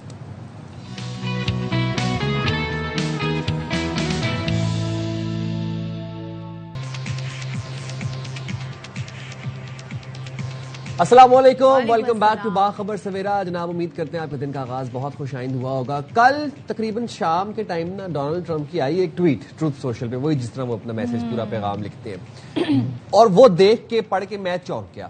میں کہا یہ ٹرمپ صاحب پھر دوبارہ سے شروع ہونے لگے. انہوں نے لکھا یہ کہ آج رات, مطلب کل کی رات, ہم ایران کو دوبارہ ہٹ کرنے جا رہے ہیں اور ان کے اینٹی ایئر کرافٹ سارے اور میزائلز اور ان کی بیسز اور نیوی اڑا کے رکھ دیں گے. انہوں نے کہا کہ جی جزیرہ خرق کا بھی انہوں نے ذکر کیا کہ اب خرق کے اوپر ہم پورا مکمل قبضہ کریں گے. انہوں نے کہا کہ جس طرح وینزویلا والا سسٹم چل رہا تھا نا سارا, اب وہی ہونے جا رہا ہے ایران کے ساتھ. یہ تو ہو گئی بات, سب چونک گئے. اس کے بعد کیا ہوا, اس کے بعد چراغوں میں روشنی نہ رہی. ڈونلڈ ٹرمپ صاحب بھی کیا جو اپنا بیان دیں اور اس بیان سے ایسا بدلیں کہ آپ کے ابھی تو صبح یہ کہہ رہے تھے, شام یہ کہہ رہے تھے. اچھا جی آپ کو بتائیں, پھر انہوں نے کہا جی انہوں نے مؤخر کر دیے, حملے مؤخر کر دیے. وہ کہہ رہے ہیں معاہدے کے تو بالکل قریب ہے اور میں سائن نہیں کروں گا, جے ڈی وینس کو بھیجیں گے وہ سائن کرنے. یہاں تک بات انہوں نے کر دی. دوسرا آپ کو بتائیں کہ امریکہ اور ایران کے درمیان جو معاہدہ ہے اس کے تمام نکات پر اکارڈنگ ٹو امریکہ اتفاق ہو گیا. متعلقہ فریقین نے منظوری دے دی ہے. ڈونلڈ ٹرمپ صاحب نے یہ بات بھی ہمیں سوشل میڈیا میں بتائی ہے اپنے پوسٹ کے ذریعے کہ امریکہ, اسرائیل, سعودی عرب, پاکستان, متحدہ عرب امارات, قطر, ترکی, بحرین, کویت, اردن اور مصر نے ان تمام نکات سے اتفاق کیا ہے, جبکہ معاہدے پر دستخط کی تاریخ اور مقام کا جلد اعلان کیا جائے گا. اس سے پہلے وہ دھمکی لگا رہے تھے, اب وہ یہ بتا رہے ہیں امریکی صدر نے ایران کی اعلیٰ قیادت سے بات چیت کے بعد گزشتہ رات حملوں کا فیصلہ موخر. اچھا جی, وہ تھوڑی دیر بعد جب وہ پہلے تو دھمکی والی ٹویٹ آئی, اس کے تھوڑی دیر بعد جناب ایک اور ٹویٹ آئی, وہی لمبی سی. اس پہ انہوں نے لکھا کہ ابھی تو جو ہماری بات چیت ہو گئی ہے جناب, اب ہم یہ جو حملہ ہے نا یہ موخر کر رہے ہیں.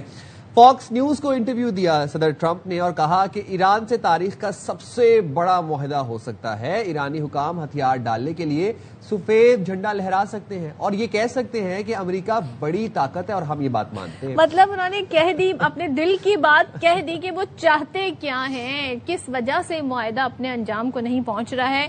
چاہتے ہیں جی وہ سفید جھنڈا لہرا دیں, سرنڈر کر دیں. اب ایران کیوں سرنڈر کرے بھائی, سرنڈر کرنے کی تو ان کی پوزیشن میں ہی نہیں. انہوں نے تو ایسا دن میں تارے دکھائے امریکہ کو. اور اس ٹائم تو یہی لگ رہا ہے کہ Donald Trump badly needs deal, اور جس طریقے سے وہ فرسٹریٹ ہوئے ہیں, وہ کہہ رہے ہیں بس معاہدہ ہو, میں دستخط کروں. انہیں ایک جیت کی ضرورت ہے, وہی کہہ رہے ہیں ہم ہار مانتے نہیں, امریکہ بڑی طاقت ہے جی. اور ساتھ اور انہوں نے کہا کہ جھوٹا میڈیا کہے گا کہ ایران بہت بڑی فتح ایران کو حاصل ہوگی, ساتھ ساتھ وہ میڈیا کو بھی اچھا سا ایک رگڑا لگا دیتے ہیں. انہوں نے کہا کہ جناب ایران کو مار رہے ہیں ہم, مطلب ڈونلڈ ٹرمپ نے یہ کہا فاکس نیوز کو. فضائیہ اور دفاعی نظام بھی ختم ہو چکا ہے ایران کا, امریکی طیارے تہران کی فضا میں اڑ رہے ہیں اور ایران کے پاس 20% سے بھی کم میزائل رہتے ہیں. سن لیں ڈونلڈ ٹرمپ صاحب کو. ہاں جی. Greatest deal in history. They could wave the white flag of surrender. They could say, we surrender. The United States is the greatest power. They could say it loud and clear, and the fake news would say it was a great victory for Iran. That's the craziest thing I've ever seen. We're killing them. It's killing them. They have no Navy. They have no Air Force. They have no anti-aircraft. We're flying planes over the middle of Tehran. आगे यकीन आप लोगों को खुद ही सुन लिया ना, आप वो क्या कह रहे हैं। अच्छा, अब ईरान का इस पे क्या रद्द अमल है वो भी बता देते हैं। ईरान ने अमेरिका के साथ किसी भी मफाहमती मुआहदे की मंजूरी के दावे की तरदीद कर दी है। वो कह रहे थे ना, बात हुई है ईरानी क़यादत से, उसकी तरदीद कर दी है। फॉरेस्ट न्यूज ने ईरान की मुज़ाकराती टीम का मौक़िफ़ क्या है वो जारी किया, जिसमें बताया कि ईरान ने किसी मुआहदे की मंजूरी नहीं दी और किसी इब्तदाई मुआहदे के मतन की भी मंजूरी नहीं दी, यानी कि वो मुआहदा हतमी शक्ल तो क्या इख्तियार करेगा, अभी तो उस पर कहते हैं ना ड्राफ्ट की शक्ल में भी वो हमारे उसकी कोई मंजूरी नहीं हमने दी। ट्रम्प तो पिछले कोई 1-1.5 महीने से ये बात कह रहे हैं कि हम बस जब से सीज फायर हुआ तब से यही कह रहे हैं कि हम मुआहदे के बहुत करीब है, बहुत करीब है। जेडी वेंस जाते हैं पाकिस्तान से, गुस्से में भी आ गए। अच्छा, वो मजीद आपको बताएं कि ईरान के साथ अमन मुज़ाकरात में ताखीर पर अमेरिका के सदर जो डोनाल्ड ट्रम्प है वो शदीद गुस्से में है और ईरान पर हमलों का उन्होंने हुक्म दिया था। अमेरिकी न्यूज वेबसाइट है एक्सियोस, वो ये बताती है कि जनाब हमले का सबब तो अपाची हेलीकॉप्टर की तबाही बताया गया, लेकिन पस मंजर में सदर डोनाल्ड ट्रंप की मायूसी और बढ़ता हुआ गुस्सा भी था और ये ख्याल भी रखा गया कि हमलों से जानी नुकसान ना हो ताकि मुआहदे का इम्कान मुकम्मल तौर पर खत्म ना हो। बड़ी गेम्स कर रहे हैं डोनाल्ड ट्रंप की तरफ से बैठ क्या ये मामला है। चलें जरा हम भी गुत्थी सुलझाने की कोशिश करते हैं। ब्रिगेडियर रिटायर्ड वकार खान साहब हमारे साथ हैं, दिफाई तजज़ियाकार। थैंक यू सो मच वकार साहब।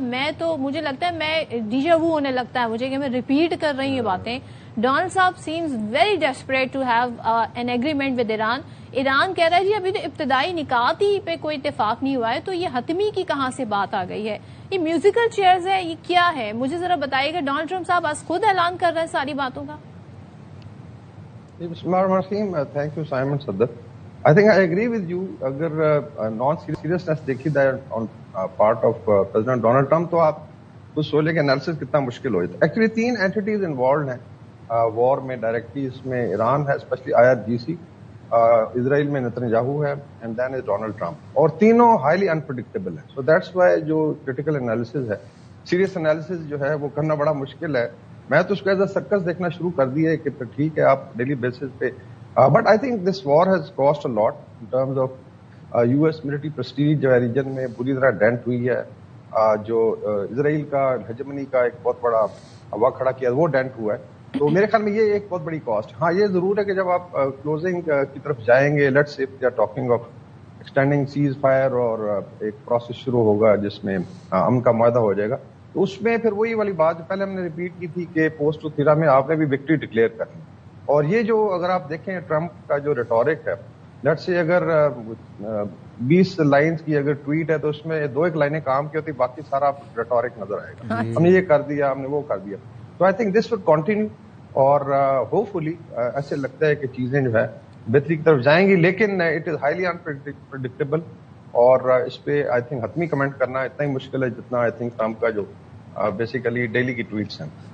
you're so right कि इसके ऊपर अब क्रिटिकल एनालिसिस हम क्या ही करें। मतलब सीरियस बात अब आपसे हम जिस तरह से डोनाल्ड ट्रंप बयानात दे रहे हैं, बात करके मुकर जाते हैं, बात करके यूटर्न ले लेते हैं, तो क्या इसके ऊपर सीरियस बात की जा सकती है। बट ये जो यूरोप जाकर मुआहदा साइन करने वाली बात है, ये किस हद तक सीरियस बात है। डोनाल्ड ट्रंप कहते हैं कि मैं तो नहीं जाऊंगा, लेकिन जो मफाहमती मुआहदा है ईरान के साथ वो जेडी वेंस जाके मेरी तरफ से साइन करेंगे और यूरोप में शायद किसी जगह जा सकते हैं वो।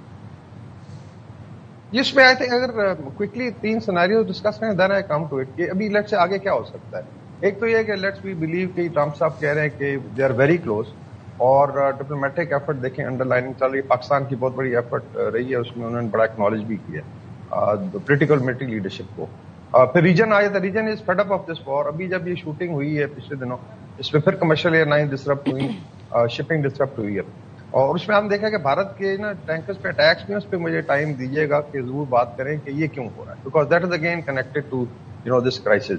और फिर आ जाता है कि ओवर पूरी दुनिया से तंग है। तो एक तो ये है कि हम मान लें कि जी अमन की तरफ जेडी वेंस जहां मर्जी जाके साइन करे। दूसरा ये है कि ये एक वैसे ही फोनी वॉर है, इस पर भी बड़ी बहस हो रही है कि ये शायद एक नूरा कुश्ती है और दुनिया को आपने आगे लगाया हुआ है। आप you know manipulate prices of oil and gas اور شاید انڈر لائننگ انڈرسٹینڈنگ ہے کہ ٹھیک ہے چیزیں ہو جائیں گی بٹ استعمال ٹھپ تو لے. اور تیسرا ہے کہ خدا نخواستہ واقعی جو زائنسٹ لابی ہے اسرائیل میں یا نیو کونز ہیں امریکہ میں اور کسی حد تک انڈین جو چاہتے ہیں کہ دوبارہ ایک بڑی لڑائی شروع. تو یہ آئی تھنک 3 سیناریوز ہیں. Very difficult to let's say کہ یہ ہوگا. پھر ابھی آ جاتے ہیں کہ یہ جو ہے آئی تھنک ان کیس پیس جو ہے فائنل شیپ لیتا ہے وی شوڈ ویلکم اٹ. جہاں مرضی جا کے سائن کریں but I am sure Pakistan کو اس میں ایک بہت بڑا رول رہے گا. ہاں ایک چیز اور بتائیے گا, ہم یہ دیکھ رہے ہیں کہ بھارت کی طرف سے بڑی خاموشی میں یہاں بات کروں گی, جو بحیرہ عمان میں آئل ٹینکر بھارتی جو شپ ہے اس پر اٹیک ہوتا ہے امریکہ کی طرف سے. نئی دلی کی طرف سے کوئی ایسا بیان نہیں آیا, مودی خاموش, جے شنکر خاموش, کوئی ری ایکشن نہیں آیا. تو اس پر آپ کیا کہیں گے, خاموشی کیوں ہے؟ بس یہ کیا ہے انہوں نے کہ اپنے امریکی مشن کے نائب سربراہ کو طلب کر لیا ہے, تو بس یہ اتنی کارروائی ہوگی؟ جی آئی تھنک اس پہ تھوڑا سا مجھے ٹائم ضرور دیجیے گا. اچھا یہ جو چیز ہو رہی ہے اس کو کہتے ہیں فلیگز آف کنوینئنس. یہ بڑا انٹرسٹنگ ہے کہ ابھی جو 3 شپس ہٹ ہوئے اس میں 2 پلاؤ کے ہیں. پلاؤ از اے اسٹیٹ, بڑا چھوٹا سا آئلینڈ ہے پیسیفک میں.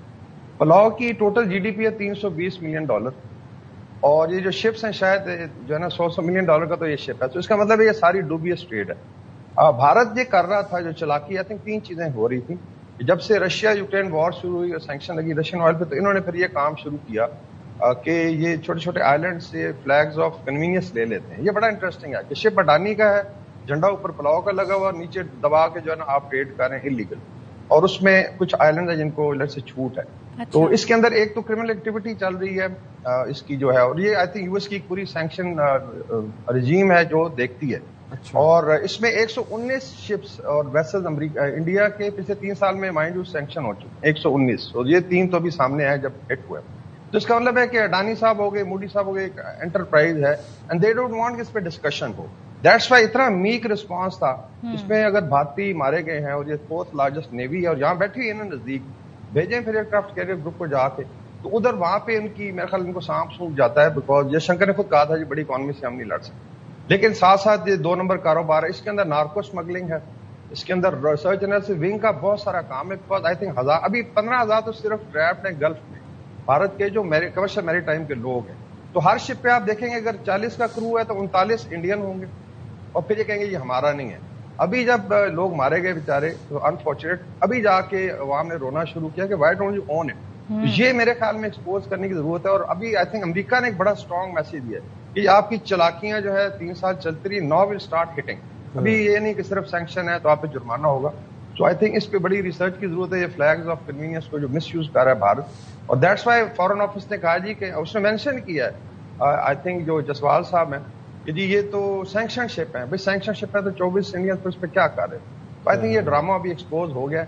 اور پھر یہ اسپائنگ کرتے ہیں, دے ڈو نارکو ٹریفک. آپ کو پتا ہے کہ Adani is now holding almost 60% of Indian ports, اور وہاں پہ آئی ڈونٹ نو کیا 2 نمبر کام ہو رہا ہے. تو میرے خیال میں دنیا کے سامنے یہ چیزیں سامنے آئی ہیں, اور بھارت کی عوام ابھی پوچھ رہی ہے کہ جی آپ جو ہے پھر کیا کریں گے. مطلب اتنی بڑی نیوی ہے تو آپ اگر لوگوں کو ان کو بچانے کے لیے کوئی نہیں آیا تو عمان نے ریسکیو کیا. So this is I think something which need lot of discussion. Right ٹھیک ہے وقار صاحب, لیکن یہاں پہ ایک بات میں جاننا یہ چاہتا ہوں کہ جب ہم بات کرتے ہیں کہ ایران اور امریکہ میں ایک معاہدہ ہونے جا رہا ہے, وہ مفاہمتی معاہدہ ہوگا, اس کے بعد پھر جنگ نہیں ہوگی, میں یہ جاننا چاہ رہا ہوں وہ معاہدہ کتنا پائیدار ہو سکتا ہے, کیونکہ اسرائیل نے بھی لبنان کے ساتھ متعدد معاہدے کیے پچھلے دنوں میں, سیز فائر کیا, اور اگلے ہی دن حملہ کر دیا, اور وہ ان کافی معاہدوں کی کافی بات چیت کے اندر ڈونلڈ ٹرمپ خود بھی شریک تھے. تو ایران تو ڈے ون سے یہی کہہ رہے ہیں کہ ہمیں کوئی پائیدار, کوئی اوتھینٹک کانکریٹ کوئی ضمانت لا کے دے, پھر ہم جا کے سائن کریں گے. اگر ہو بھی جاتا ہے معاہدہ, آپ کو لگتا ہے طویل المدتی معاہدہ ہوگا؟ دیکھیں آئیڈلی تو یہ ہونا چاہیے, اور ابھی جو آئی تھنک اتنا ڈریگ ہو رہی شاید یہ وجہ ہے کہ اس میں ڈیٹیل ڈسکس کی جا رہی ہے. بیکاز اگر یہ روٹین بن جاتی ہے کہ اگلے سال پھر جو ہے کوئی وائلیشن ہو جائے اور لڑائی شروع ہو, تو پھر آئی تھنک نہ تو گلف میں کاروبار ہو سکے گا, نہ انٹرنیشنل کمیونٹی جو ہے وہ چل. اب دیکھو انسرٹینٹی سب سے آئی تھنک انفارچونیٹ کہہ لیں ہوتا ہے اس کا ریزلٹ. بیکاز آپ کو فرض کریں آپ نے یہاں سے فلائی کرنا ہے, اوور گلف جا رہے ہیں, یورپ یا ٹرکی جا رہے ہیں, اور پتہ چلیے ڈائیورٹ ہوگی. Same is true for shipping. تو اسی طریقے سے اور بے شمار کاروبار ہے, کھاد کا ہے, اس کے علاوہ دنیا نے ٹریول کرنا ہے, کروزر چلتے ہیں, and then the region has to come to normalcy. تو میرے خیال میں جو چائنیز ہیں, رشین فیڈریشن ہے, ریجن اور انٹائر ورلڈ وانٹس کہ آپ نارملسی کی طرف جائیں, تو ہونا تو یہی چاہیے. لیکن چونکہ زائنسٹ لابی ہے اسرائیل کی, جو ہمیشہ شرارت پہ بیسڈ پالیسی رکھتے ہیں, کیوس پہ بلیو کرتے ہیں, and they think they can get away with it, same as neocons ہیں. تو شاید جو ہے اس پہ آئی تھنک کوشچن مارک رہے گا ود ہوپ کہ یہ پرماننٹ ہو. بیکاز ایران بھی چاہے گا اور ایران کو بھی ریئلائز کرنا چاہیے. IRGC شوڈ آلسو ریئلائز کہ آپ نے اگر حل کی طرف جانا ہے تو یہ پھر فونی وار جس کا فائدہ کوئی نہیں ہے. پورے ریجن کو آپ نے تینوں سائڈوں نے ہاسٹیج بنایا ہوا ہے for no fault of them. تو اس چیز کو ختم کریں and let's move toward normal چیز ہو, آنا جانا ہو. اور اس میں ایران کا بہت زیادہ فائدہ ہے. They can increase their trade. صرف آئل اینڈ گیس میں آئی تھنک $40 بلین کا ہے ابھی. They can take it to more than $100 billion in a year. عوام کو فائدہ ہے, سینکشن ہٹے گی.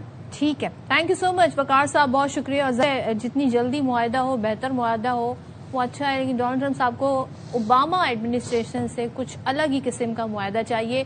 وہ بیسٹ معاہدہ تھا سو فار, یہ ماہرین کہتے ہیں. لیکن دیکھنا یہ امریکہ کے پرسپیکٹو سے میں بات کر رہی ہوں, ناٹ ہولسٹک پرسپیکٹو. اچھا جی, بجٹ کی ایک بار پھر سے بات کر لیتے ہیں. ہمارے یہاں بجٹ میں انفراسٹرکچر کنسٹرکشن کا جو شعبہ ہے اس پر بھی ہم دیکھتے ہیں بڑا فوکس کیا جاتا ہے. تعمیرات, انفراسٹرکشر کا جو سیکٹر ہے اس کو اہمیت دی جا رہی ہے. تقریباً 450 ارب روپے مختص کیے ہیں, جو گزشتہ سال کے مقابلے میں تقریباً 12% زیادہ ہم اسے کہیں گے. اس رقم میں سڑکیں, پل, رہائشی اسکیمز بہت میٹر کرتی ہیں, صنعتی زونز بھی شامل ہیں. اہم بات یہ ہے کہ لوہا, سریا, سیمنٹ, بجری اور دیگر تعمیراتی مٹیریل کی قیمتوں پر اس کا اثر بھی. اور بجٹ میں انفراسٹرکچر اور جو رہائشی منصوبے ہیں ان کے لیے زیادہ سرمایہ کاری کا مطلب یہ ہے کہ جو ان مٹیریلز کی طلب ہے وہ بڑھے گی, اور جب طلب زیادہ ہوگی تو پھر ہم یہ دیکھتے ہیں کہ ان کی قیمت بڑھ سکتی ہے. اب ریئل اسٹیٹ کی بات کریں تو حکومت اگر ہاؤسنگ اور انفراسٹرکچر منصوبے بڑھاتی ہے تو پھر زمین اور جو پراپرٹی کی طلب ہے اس میں اضافہ ہوتا ہے. خاص طور پر اگر ہم جائیداد کی قیمتوں میں کی بات کریں تو ان میں اضافہ ہوگا. تو یہ ایک ڈائنامک ہے جو ہم نے ڈسکس کرنا ہے. ہمارے ساتھ موجود تو ہم بات کر لیتے ہیں. ہمارے ساتھ موجود ہیں چیئرمین آباد محمد حسن بخشی صاحب. تھینک یو سو مچ محمد حسن بخشی صاحب.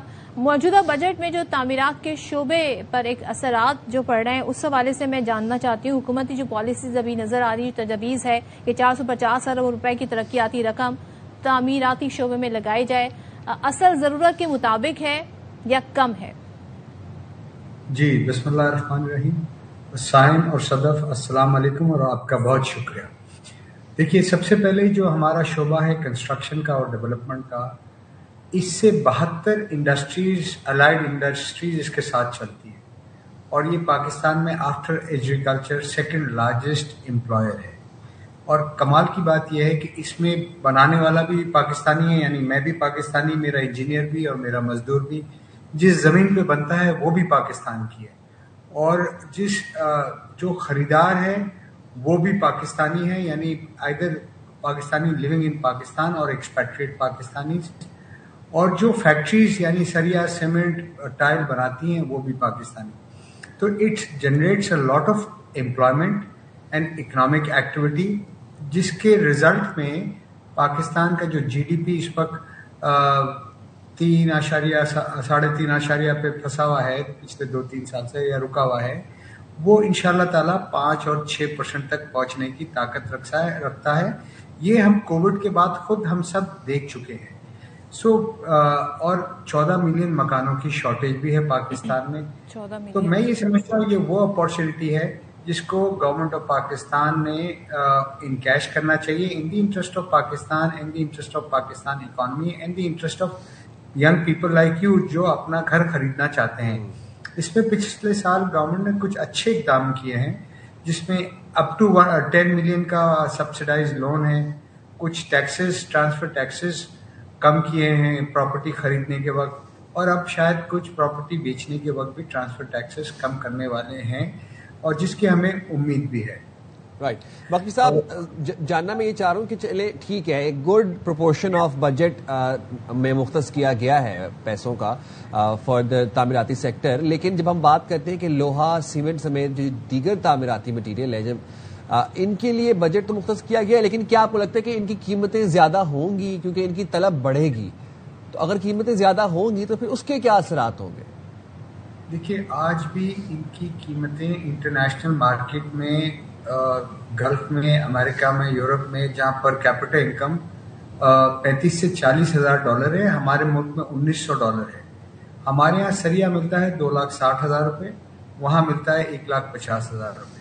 ہمارے یہاں سیمنٹ ملتا ہے 1300-1400 روپے پر بیگ, وہاں ملتا ہے ہمارے ملک سے ایکسپورٹ ہو کے 700 روپے. تو مسئلہ یہ ہے کہ پروڈکشن بیس بہت نیرو ہے. چند فیملیز کے ہاتھ میں زیادہ تر یہ مینوفیکچرنگ فیسلٹیز ہیں اور انفارچونیٹلی پاکستان میں کارٹلائزیشن بہت اسٹرانگ ہے. سو جب جیسے ہی مانگ بڑھے گی, ریکوائرمنٹ بڑھے گی, یقیناً جیسے میں نے کہا کہ these big producers work as cartels, تو وہ ریٹ بڑھائیں گے. اس کے لیے گورنمنٹ کیا کر سکتی ہے؟ اس کے اگر گورنمنٹ واقعی عام آدمی کو گھر دینا چاہتی ہے اور مناسب قیمت میں گھر دینا چاہتی ہے تو دو کام کرنے پڑیں گے. گورنمنٹ کو اپنا یہ امپورٹ الاؤ کرنا پڑے گا سریے کی اور سیمنٹ کی, کیونکہ یہ 50-60% آف کنسٹرکشن ایکٹیویٹی ہے, تاکہ جو regulatory duty, additional regulatory duty ختم ہوگی تو ایک جہاز بھی باہر کا امپورٹ ہوگا نا, یقین مانے 50,000 روپے ٹن سریا کم ہو جائے گا, اور اسی طرح سیمنٹ بھی 300-400 روپے بیگ کم ہو جائے گا. دوسرا جو گورنمنٹ کو کام کرنا پڑے گا, اپنا لینڈ بینک کو اویلیبل کرنا پڑے گا ان عام پاکستانیوں کے لیے مناسب پرائز پہ جو پہلی بار گھر خرید رہے ہیں. دیکھیں یہ دو بڑے انگریڈینٹس ہیں افورڈیبل ہاؤسنگ. بخشی صاحب سوری ٹو انٹرپٹ یو, آپ نے کہا نا افورڈیبل گھر خریدنا, یہ اب ایک عام شہری کی پہنچ سے باہر ہو گیا ہے کہ وہ اپنا گھر بنائے. میں کہیں پر سن بھی رہی تھی کہ جو ڈیولپڈ سٹیز ہوتے ہیں وہاں پر تقریباً 70-80-89% جو آبادی ہوتی ہے ان کا اپنا گھر ہوتا ہے. کراچی کی اگر میں صرف مثال دوں تو یہاں 50% لوگ ہیں جن کے پاس اپنا گھر ہے, باقی 50% جو ہے وہ کرائے کے گھروں میں رہ رہے ہیں. تو یہ جو سارے اقدامات کیے جا رہے ہیں, کیا اب ایک عام آدمی کے لیے گھر خریدنا مزید مہنگا ہو جائے گا؟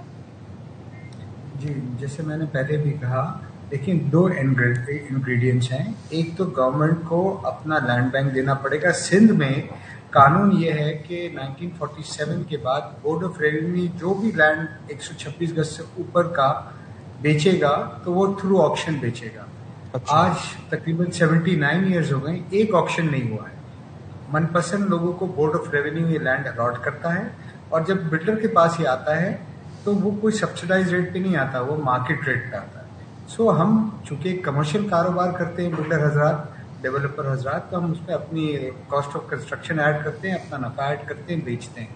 تو اگر آپ کو واقعی یہ لوگوں کو مناسب قیمت پہ گھر دینا ہے تو میں نے جس طرح کہا اسٹیٹ نے اپنا لینڈ ان لوگوں کے لیے مناسب قیمت پہ دینا پڑے گا تاکہ لوگوں کو مناسب قیمت پہ مکان ڈیلیور ہو سکے. اس وقت 52% جیسے آپ نے کہا آبادی کچی آبادی میں, سلمز میں اور شینٹیز میں رہ رہی ہے, تو یہ بہت انفارچونیٹ ہے.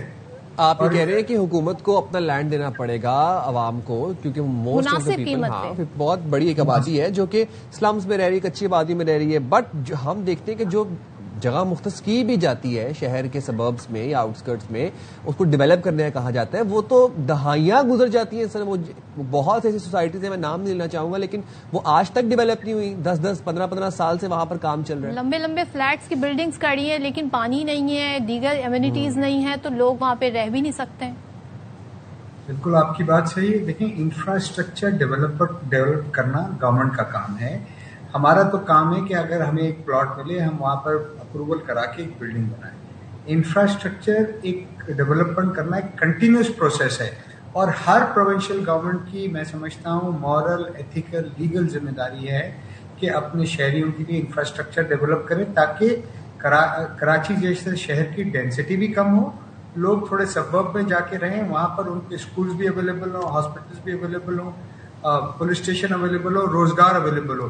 سارا کراچی باہر سے اٹھ کے بھی ڈاؤن ٹاؤن کراچی میں اگر دن میں آئے گا تو 1.5-2 گھنٹے کا آنا ہے اور 1.5-2 گھنٹے کا جانا ہے, تو وہ آدمی کیا پروڈیوس کر سکے گا, اس کی کیا پروڈکٹیوٹی ہوگی. تو یہ آپ کی بات صحیح ہے. سرکولر ریلوے, اچھا ٹرانسپورٹ کا نظام, اچھا انفراسٹرکچر, سیکیورٹی, سیفٹی, پانی, یوٹیلیٹیز. دیکھیں یہ تو گورنمنٹ کا کام ہے, اور اسی وجہ سے گورنمنٹ ایک بہت بڑا بجٹ بناتی ہے, اور انفارچونیٹلی میرے خیال میں وہ اس جگہ خرچ نہیں ہو رہا ہے جہاں خرچ ہونا چاہیے, اور پورے ملک کی کیفیت یہی ہے. Karachi has been lagging behind a lot. Karachi unfortunate رہا ہے اس معاملے میں کہ کراچی وہ انفراسٹرکچر, وہ یوٹیلیٹی سروسز, وہ سیکیورٹی, وہ روزگار کے مواقع پیدا نہیں کر سکا, حالانکہ پاکستان کا 60% ریونیو دے رہا ہے और पूरे सिंध का 96-97% SRB के थ्रू कराची ही रेवेन्यू दे रहा है, और अनफॉर्चुनेट कराची ही इंतजार कर रहा है कि कोई उसके जख्मों पे मरहम रखेगा। ठीक, आपने कहा कि कौन है जो इस जख्मों में मरहम रखेगा। Thank you so much. Mohammad Hasan Bakshi हमारे साथ थे, इस हवाले से बात कर रहे थे। बहुत कुछ है करने के लिए, और हम तो ये देखते हैं जी, गवर्नमेंट सहूलियात देती है, आसान स्कीम्स लेकर आती है, कम किस्तों पे जो है लोगों को घर जो है वो दिए जाते हैं, लेकिन बहुत कुछ करना है आई थिंक, और सूबों का रोल इसमें बड़ा मैटर करता है। बिल्कुल जनाब। मूविंग फॉरवर्ड मेरे पास एक अपडेट है, और वो ये है कि पाकिस्तान आर्मी ने बरतानिया में मुनाकिदा बैनुल-अक़वामी पीस टेकिंग मुकाबला 2026 जीत लिया है। बैनुल-अक़वामी मुकाबले में पाकिस्तान आर्मी टीम की क्लीन स्वीप करते हुए तमाम अहम एजाजात अपने नाम कर लिए हैं, और ISPR के मुताबिक पाकिस्तान मिलिट्री एकेडमी ने बैनुल-अक़वामी पीस टेकिंग मुकाबले में पहली पोजीशन हासिल की है, और साथ ही साथ जो रॉयल मिलिट्री एकेडमी सेंटहर्सेट बरतानिया में पाकिस्तान आर्मी टीम ने overall team trophy, best piece टिकर और बेस्ट ड्राइवर अवार्ड भी जीता है। अच्छा, मिलिट्री एकेडमी की नुमाइंदा टीम ने 16 बैनुल-अक़वामी फौजी टीमों को पीछे छोड़ दिया। मेजर हैदर गुलजार की क़यादत में 9 रुकनी पाकिस्तानी दस्ते ने आलमी सतह पर पाकिस्तान का नाम रोशन किया। पाकिस्तान आर्मी की कामयाबी आला तरबियती मयार, पेशा वराना सलाहियत और गैर मामूली लगन का मजहर है। तो बड़ी जबरदस्त और अच्छी खबर है, और हम हमेशा देखते हैं कि बड़ा जबरदस्त तरीके से पाकिस्तान आर्मी जो है वो इस तरह के जो मुकाबले होते हैं उनमें अपना लोहा मनवाती है। दिखाते हैं। Honored to have represented the team of Pakistan Army in international pace taking competition here at Royal Military Academy Sandhurst. I would say to many, while pace taking may appear to be a display of drill and ceremonial excellence, is the same synergy that translates into operational effectiveness on ground. So soldiers who can move as one, can think as one, and who can act as one are capable of delivering military excellence in every endeavor. So for me, I would say this achievement is therefore not merely a victory in drill, it is the reflection of the training culture of Pakistan Army, training standards and the ethos. जबरदस्त जनाब। तो हमारी जो पाक army है वो हर लोहा मनवाती है और हर जगह पर जाके अपने मुल्क का नाम रोशन करती है। मूविंग फॉरवर्ड जनाब, कलदम जॉइंट अवामी एक्शन कमेटी के शरपसंदों की फायरिंग, होंडा गद्दी से कई सिक्योरिटी एहलकार जख्मी हो गए, और शरपसंद कमेटी अमन बरकरार रखने के तमाम तर दावों के बावजूद पुरतशद्दुद कार्रवाइयों में मसरूफ है। शरपसंदों ने रावला कोर्ट में फायरिंग करके तशद्दुद करके मुतादिद सिक्योरिटी एहलकारों को शदीद जख्मी कर दिया, और सिक्योरिटी एहलकार अमन व अमान बरकरार रखने, अवाम के जानो माल के तहफ़्फ़ुज़ के लिए जिम्मेदारियां अंजाम दे रहे हैं।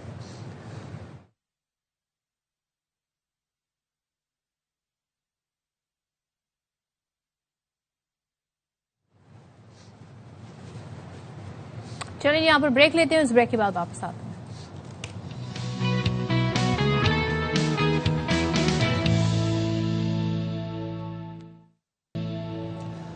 वेलकम बैक जनाब। आप जरा फीफा फीवर को डिस्कस कर लेते हैं। कल क्या धमाकेदार पावर पैक परफॉर्मेंस दी शकीरा ने और बुर्ना बॉय ने।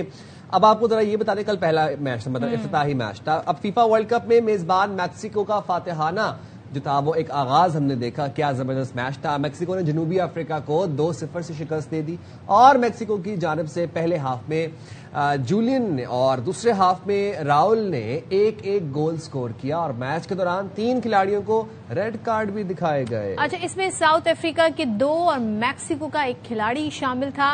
अच्छा, इवेंट के दूसरे मैच में आज जनूबी कोरिया का सामना चिकिया से होगा। Is it the right? चिकिया is the right word. तो भाई आप सोचे कौन कौन से मुल्क नहीं है जो फुटबॉल में बकायदा अपना उन्होंने नाम बनाया हुआ है, लेकिन सबको कहते ना इंतजार होता है अपने फेवरेट्स का, और सबके फेवरेट आजकल तो भाई एक ही है, हमने देखा है। तो बहुत सारे खिलाड़ी हैं जो बहुत सारे फेवरेट हैं, लेकिन मैक्सिको को देखिए क्या होता है जनूबी कोरिया के मेसी और रोनाल्डो। अच्छा, मूविंग फॉरवर्ड जनाब, मैक्सिको में तारीख के सबसे बड़े फीफा वर्ल्ड कप का आगाज तो हो चुका है, हमने आपको बता दिया। रंगारंग इफ्तिताही तकरीब थी, उसके मनाजिर भी हमने आपको अपने प्रोग्राम के आगाज में दिखाए थे। शकीरा ने ऑफिशियल एंथम डाई डाई गाकर तमाशाइयों को भी रक्स पर मजबूर कर दिया, और क्या मतलब एनर्जी थी शकीरा की, नोइंग कि she is 50 years old and more than 50 years old, but क्या जबरदस्त एनर्जी थी। और जनाब तकरीब में मैक्सिको के जो सकाफती रंग थे वो भी दिखाए गए, और मकामी फनकारों ने तमाशाइयों का जोश भी बढ़ाया। بہرحال میکسیکن سمجھ نہیں آتی، وائب اچھی ہے گانے بٹ یہ آپ دیکھیں انہوں نے پورا کلچر دکھانے کی کوشش کی. اچھا کہتے ہیں نا جو فیفا فیور ہے، ورلڈ کپ فیور ہے، اس نے پوری دنیا کو جب لپیٹ میں لیا ہوا ہے، تو پاکستان میں بھی بہت سارے فینس ہیں. اور میں ایک ایسے فینس کی بات کروں گی جو ایک پارٹی کے چیئرمین ہیں، یعنی کہ پیپلز پارٹی کے چیئرمین بلاول بھٹو زرداری کی برازیل کے سپورٹر نکلے بلاول صاحب، اور نیمار کی جرسی پہن کر انہوں نے منی برازیل جسے ہم لیاری کہتے ہیں اس کے انٹرنیشنل اسٹیڈیم میں ورلڈ کپ میچز کے لیے بڑی اسکرین لگانے کا اعلان کیا ہے. ایک ویڈیو میسج انہوں نے جاری کیا ہے، کہتے ہیں اسٹیڈیم آئیں اور ورلڈ کپ کے ہر میچ سے جی آپ لطف اٹھائیں، انجوائے کریں. تو دیکھیں کیا کہہ رہے ہیں بلاول صاحب. کراچی کے نوجوانوں، بھائیوں، بہنوں، پاکستان پیپلز پارٹی کی طرف سے آپ کے لیے ایک تحفہ ہے. ہم نے لیاری میں انٹرنیشنل اسٹیڈیم میں ایک بڑا سا اسکرین لگا دیا ہے جہاں انشاءاللہ تعالی ہر میچ دکھایا جائے گا. میں آپ سب کو دعوت دیتا ہوں کہ آئیں اور ورلڈ کپ کو انجوائے کریں. اچھا ویسے لیاری میں پھر لگی بھی اسکرین، اور مرتضی وہاب صاحب نے گراؤنڈ میں بیٹھ کے باقاعدہ میچ دیکھا اور بڑا محظوظ ہوئے اور بڑے خوشکن مناظر بھی دیکھے ہم نے کل لیاری کے. اچھا لیاری کو منی برازیل اسی لیے کہا جاتا ہے کہ لیاری میں ایک الگ ہی پیشن ہے، ڈیڈیکیشن ہے فار فٹ بال، اور ہم دیکھتے ہیں کہ ہر سال ہی لیاری سے ایسے ٹیلنٹ نکلتے جو دنیا میں جا کے پاکستان کا نام روشن کرتا ہے اسپورٹس کی فیلڈ میں خاص طور پر. اور فٹ بال کو تو پورے جنون ہے. پاکستان میں دیکھیں نا تو آپ کو کرکٹ کھیلتے ہوئے نظر آئیں گے. لیاری ایک واحد جگہ ہے جہاں پر گلی محلے میں فٹ بال آپ کو دکھائی دے گی، اور نوجوان اس فٹ بال کے ساتھ، لڑکیاں بھی بڑی ہم نے دیکھا ہے اسپورٹس میں کافی زیادہ ایکٹیو ہیں. اور فٹ بال کی اگر ہم بات کر رہے ہیں تو بھائی پاکستان سے بن کر یہ جاتی ہیں، تو ہمارا بڑا ایک طرح کہتے ہیں نا ایک کنٹریبیوشن اس میں ہے. بٹ انفارچونیٹلی ہمارا کوئی ٹیم ایسی نہیں ہے جو ہم کہیں کہ بھائی وہ انٹرنیشنل لیول کی ہو. کوششیں تو کی گئی ماضی میں، بٹ کوئی اس کا نتیجہ نہیں نکلا. ہم بھی چاہیں گے اور دعا گو ہیں کہ فیفا میں ایک دن ہماری ٹیم ہمیں دیکھنے کو ملے، یا پھر شکیرہ ہمیں پاکستان سپر لیگ میں پرفارم کرتی ہوئی نظر آئیں اوپننگ سیریمنی میں. خاص طور پر کیا دلچسپ مناظر ہوں گے اور کیا زبردست فن پیک پرفارمنس ہوگی. دیکھیے گا انشاءاللہ ہمارا پی ایس ایل بھی اتنا گرو کرے گا کہ ہم بھی عالمی سنگرز کو بلائیں گے اور وہ پرفارم کریں گے ہمارے لیے. نہیں ویسے کتنا مزہ آئے گا. ہم سب جائیں گے دیکھنے کے لیے. اب شکیرہ آئے گی تو دیکھنے کے لیے سبھی جائیں گے. اب یہ سائن جو ہے اپنی خواہشات کا اظہار انہوں نے آنیئر کر دیا ہے. میرا ان کی رائے سے متفق ہونا بالکل بھی ضروری نہیں ہے. یہ میں نے ڈسکلیمر یہاں پر دے دیا ہے. لیکن ہم بھی میچز کی بھی بات کر لیتے ہیں کہ آخر کیا ہے، کیا اسکیڈول ہے، کتنے عرصے میچز جاری رہیں گے، اور ورلڈ کپ کا ایک کریز ہوتا ہے. اچھا فائنل جب کہتے ہیں نا ٹاپ 4 ٹیمز نکل کر آ جاتی ہیں، تب میرا پیشن جو ہے نا وہ بھی کافی زیادہ ہائی ہو جاتا ہے، بیکاز تب میں ڈیسائیڈ کر لیتی ہوں کہ میری فیوریٹ ٹیم کون سی ہے اور مجھے کسے سپورٹ کرنا ہے. تو جناب بات کر لیں گے، شامل گفتگو کریں گے علی طیب جو کہ فٹ بال تجزیہ کار ہیں. تھینک یو ویری مچ علی، آپ نے پروگرام کے لیے وقت نکالا. رونالڈو اور میسی یقیناً اپنا آخری میگا ایونٹ کھیل رہے ہیں، اور پرتگال اور ارجنٹینا کا ان دونوں پر بہت انحصار ہے. کتنا انحصار ہے، اور اس ورلڈ کپ کے بعد اب ہم دوبارہ رونالڈو اور میسی کو نہیں دیکھیں گے. فینس کتنا اس بات سے خفا ہے، دل تو ٹوٹنے کا ظاہر ہے فینس کا. ویل آپ دیکھیں ان دونوں کی لانجیوٹی کیریئر کی کتنی اچھی رہی ہے. مطلب آئی تھنک رونالڈو بھی اب ایک ریکارڈ ہی بنانے جا رہے ہیں کہ be the first player in the history to have being played in 5 world cups. 2006 کا ورلڈ کپ، 2010 کا، 2014 کا، 2018 کا and now 2026. So you can imagine کہ how long his career have been, اور اتنے ٹاپ لیول پہ اتنے لانگ ٹائم کے لیے پرفارم کرنا. سملرلی میسی اور رونالڈو دیکھیں نا، انہوں نے ایک پوری ڈیکیڈ تھی جس پہ دونوں نے رول کیا، اور یہ ظاہر ہے اب وقت بدل گیا ہے، ان کی بھی ایج ہو گئی ہے، وہ پیک نہیں ہے. تو اس ورلڈ کپ میں یہ ان کے اوپر اتنا فوکس تو نہیں ہوگا obviously کہ they may be the star performers of the team، لیکن اب اور اتنے بڑے کھلاڑی ہیں جیسے کیلین امباپے ہیں اور وینیسیوس جونیئر برازیل میں، یہ جو اس وقت دنیا فٹ بال کو رول کر رہے ہیں. تو لوگوں کی نظریں جو ہیں ان جیسے کھلاڑیوں پہ ہوں گی، اور وہ ایکسپیکٹیشن اب ظاہر ہے میسی اور رونالڈو سے نہیں ہے، لیکن پھر بھی آپ ان کو سلوٹ کر سکتے ہیں کہ جس طرح انہوں نے اپنے کیریئر کو لے کے چلے ہیں. انبلیویبل. اچھا مجھے تھوڑا سا بتائیں، کیونکہ ہم جب رونالڈو کی بات کر رہے ہیں کہ ان کا یہ لاسٹ میگا ایونٹ ہونے کا، تو گزشتہ ورلڈ کپ میں ٹرافی اٹھانے سے محروم رہے. کیا سمجھتے ہیں کہ اس بار اپنے کیپٹن کو، ان کی ٹیم جو ہے، ٹرافی کے ساتھ الوداع کرنا چاہیں گے؟ ایز اے ہول ٹیم کہاں پر دیکھ رہے ہیں آپ اس وقت پرتگال کو؟ میں سمجھتا ہوں کہ Portugal are one of the favourites اس ورلڈ کپ میں. آپ دیکھیں برازیل کی وہ ٹیم نہیں ہے, برازیل کی ٹیم ٹرانزیشن میں ہے.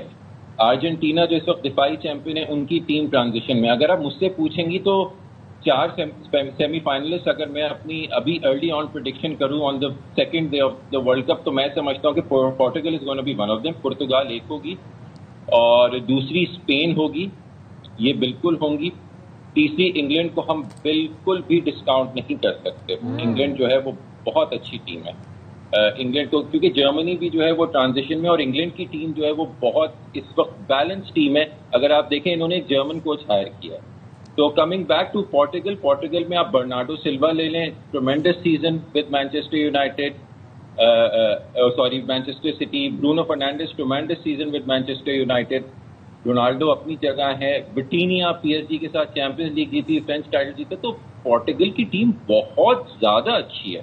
بہت زیادہ اچھی ہے. اور میں تو علی یہ حیران ہوں کہ ہم جب بھی ورلڈ کپ آتا ہے ایسے ایسے ممالک, ایسی کنٹریز کے نام سامنے آتے ہیں جن کا نام ہم نے کبھی سنا بھی نہیں ہوتا, اور وہ شاید ہمیں پروناؤنس بھی نہیں کرنا آ رہا ہو, لیکن ان کی بھی فٹ بال ٹیمز ہیں. پاکستان کی فٹ بال ٹیم کیوں نہیں ہے؟ کب ہم دیکھیں گے کہ کسی فیفا ورلڈ کپ کے اندر پاکستان کی ٹیم بھی ریپرزینٹ کرے پاکستان کو؟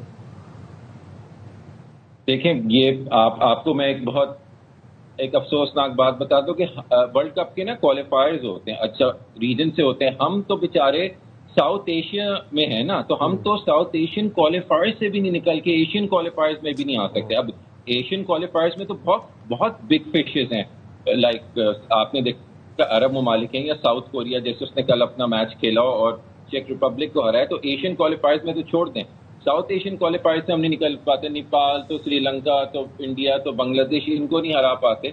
سو ظاہر ہے سیٹ اپ نہیں ہے ہمارے پاس, ڈومیسٹک سیٹ اپ نہیں ہے, ڈومیسٹک لیگ نہیں ہے.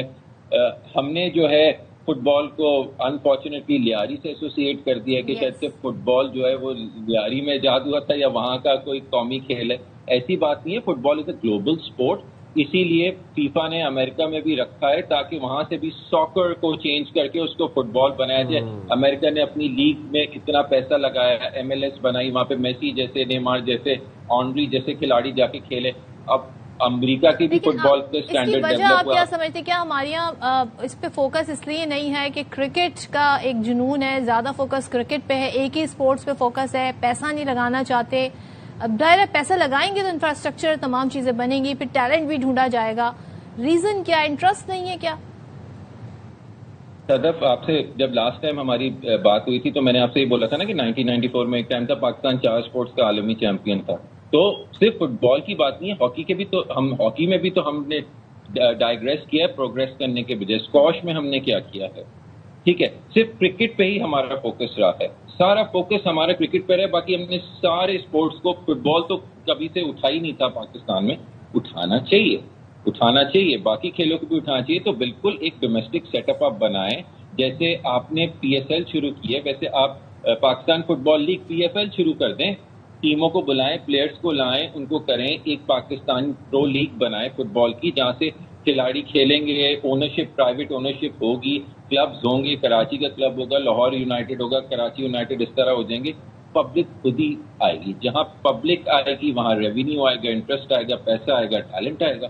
پاکستان میں ٹیلنٹ تو بہت ہے, بالکل we need to do that. The Pakistan football federation کو اس طرح پی سی بی سے کچھ سیکھنا چاہیے کہ جیسے انہوں نے پی ایس ایل شروع کی ہے, ان کو بھی ایک فٹ بال لیگ شروع کرنی چاہیے. ٹھیک ہے, تھینک یو سو مچ علی, بہت شکریہ آپ کا. اور آپ سے ہم ظاہر ہے throughout world cup, football world cup آپ سے جانتے رہیں گے, کیونکہ میری نالج تو ورلڈ کپ کے حوالے سے از ویری بہت ہی منیملسٹک ہے. بٹ اسٹل وہ بات جو میں کہہ رہی تھی نا کہ جب 4 سیمی فائنلسٹ نکل آتے ہیں تو پھر میں ذرا کافی زیادہ ان ہو جاتی ہوں اس گیم میں. ہاں جی, اچھا جی, ڈیرہ غازی خان سے ایک خبر آئی ہے سامنے. ڈیرہ غازی خان میں ایک ملزم کو گرفتار کیا گیا اور اس کو گرفتار کرنے کے لیے ایک انوکھی کارروائی کی گئی. یہ ویڈیو کافی وائرل ہوئی صدف. اچھا, کوٹ چٹھا کا یہ علاقہ ہے جہاں پر مطلوب ملزم کی گرفتاری کے لیے پولیس ٹیم پہنچی, تو ملزم بچنے کے لیے کھجور کے اونچے درخت پر چڑھ گیا. پولیس نے نیچے کھڑی انتظار کرتی رہی. اچھا, ایک پولیس افسر نے ملزم کو نیچے اترنے کے لیے 5 منٹ کا وقت دیا اور یقین دلانے کی کوشش کی کہ کسی قسم کی زیادتی نہیں کی جائے گی, لیکن ملزم نیچے نہیں اترا اور اوپر سے کہتا رہا کہ شام کے وقت خود ہی تھانے آ جائے گا. اچھا, یہاں پہ میں فٹنس کی بات کروں گی. جو ملزم ہے آپ اس کی فٹنس چیک کریں گے, وہ تو درخت پر چڑھ گیا, لیکن ہماری جو پولیس ہے وہ بیٹھی انتظار کریے. پولیس نے کیا کیا, وہ درخت پہ تو نہیں چڑھ سکی, فٹنس کا ایشو آ گیا ہے, تو انہوں نے درخت ہی کاٹ دیا. سوچے اتنا بڑا پھلدار درخت وہی کاٹ دیا. اتنا تناور درخت کھجور کا جس کو اب دوبارہ اتنا قدامت ہونے کے اندر 20-25 سال آرام سے لگیں گے, ایک صحت مند درخت تھا. وہ جو ملزم ہے وہ بھی اس کے ساتھ نیچے آ گرا. آپ سوچیں اس کی جان بھی جا سکتی تھی. کتنا مطلب یہ تو انوکھی تو نہیں, یہ تو بڑی خطرناک کارروائی. مطلب یہ ہینڈلنگ کی کون سی مجھے بات بتائیں ہے پولیس کو طریقہ. بھائی ان کو آپ جم بھیجیں, ان کی روز دوڑے لگوائیں, ان کی ٹریننگ کروائیں, ان کو درختوں پہ چڑھوائیں تاکہ ان کی یہ ٹریننگ ہو. اگر ملزم چڑھ سکتا ہے درخت کے اوپر تو پولیس اہلکار کیوں نہیں درخت کی؟ وہ اچھا اس وجہ سے نہیں چڑھ سکتے. یہ اب آپ کو وجہ سمجھ آئی. یہ وجہ ہے, اگر ہم پولیس افسر دیکھیں تو یہ نیچے سے اشارے کر رہے تھے, ضرورت ہی نہیں کی درخت کے پاس جا کے اوپر چڑھنے کی.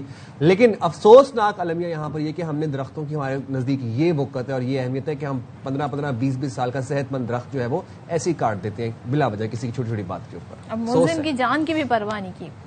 چلیں جی, اسی کے ساتھ آپ سے اجازت چاہتے ہیں. اپنا بہت سارا خیال رکھیے گا. اللہ حافظ. پاکستان زندہ باد.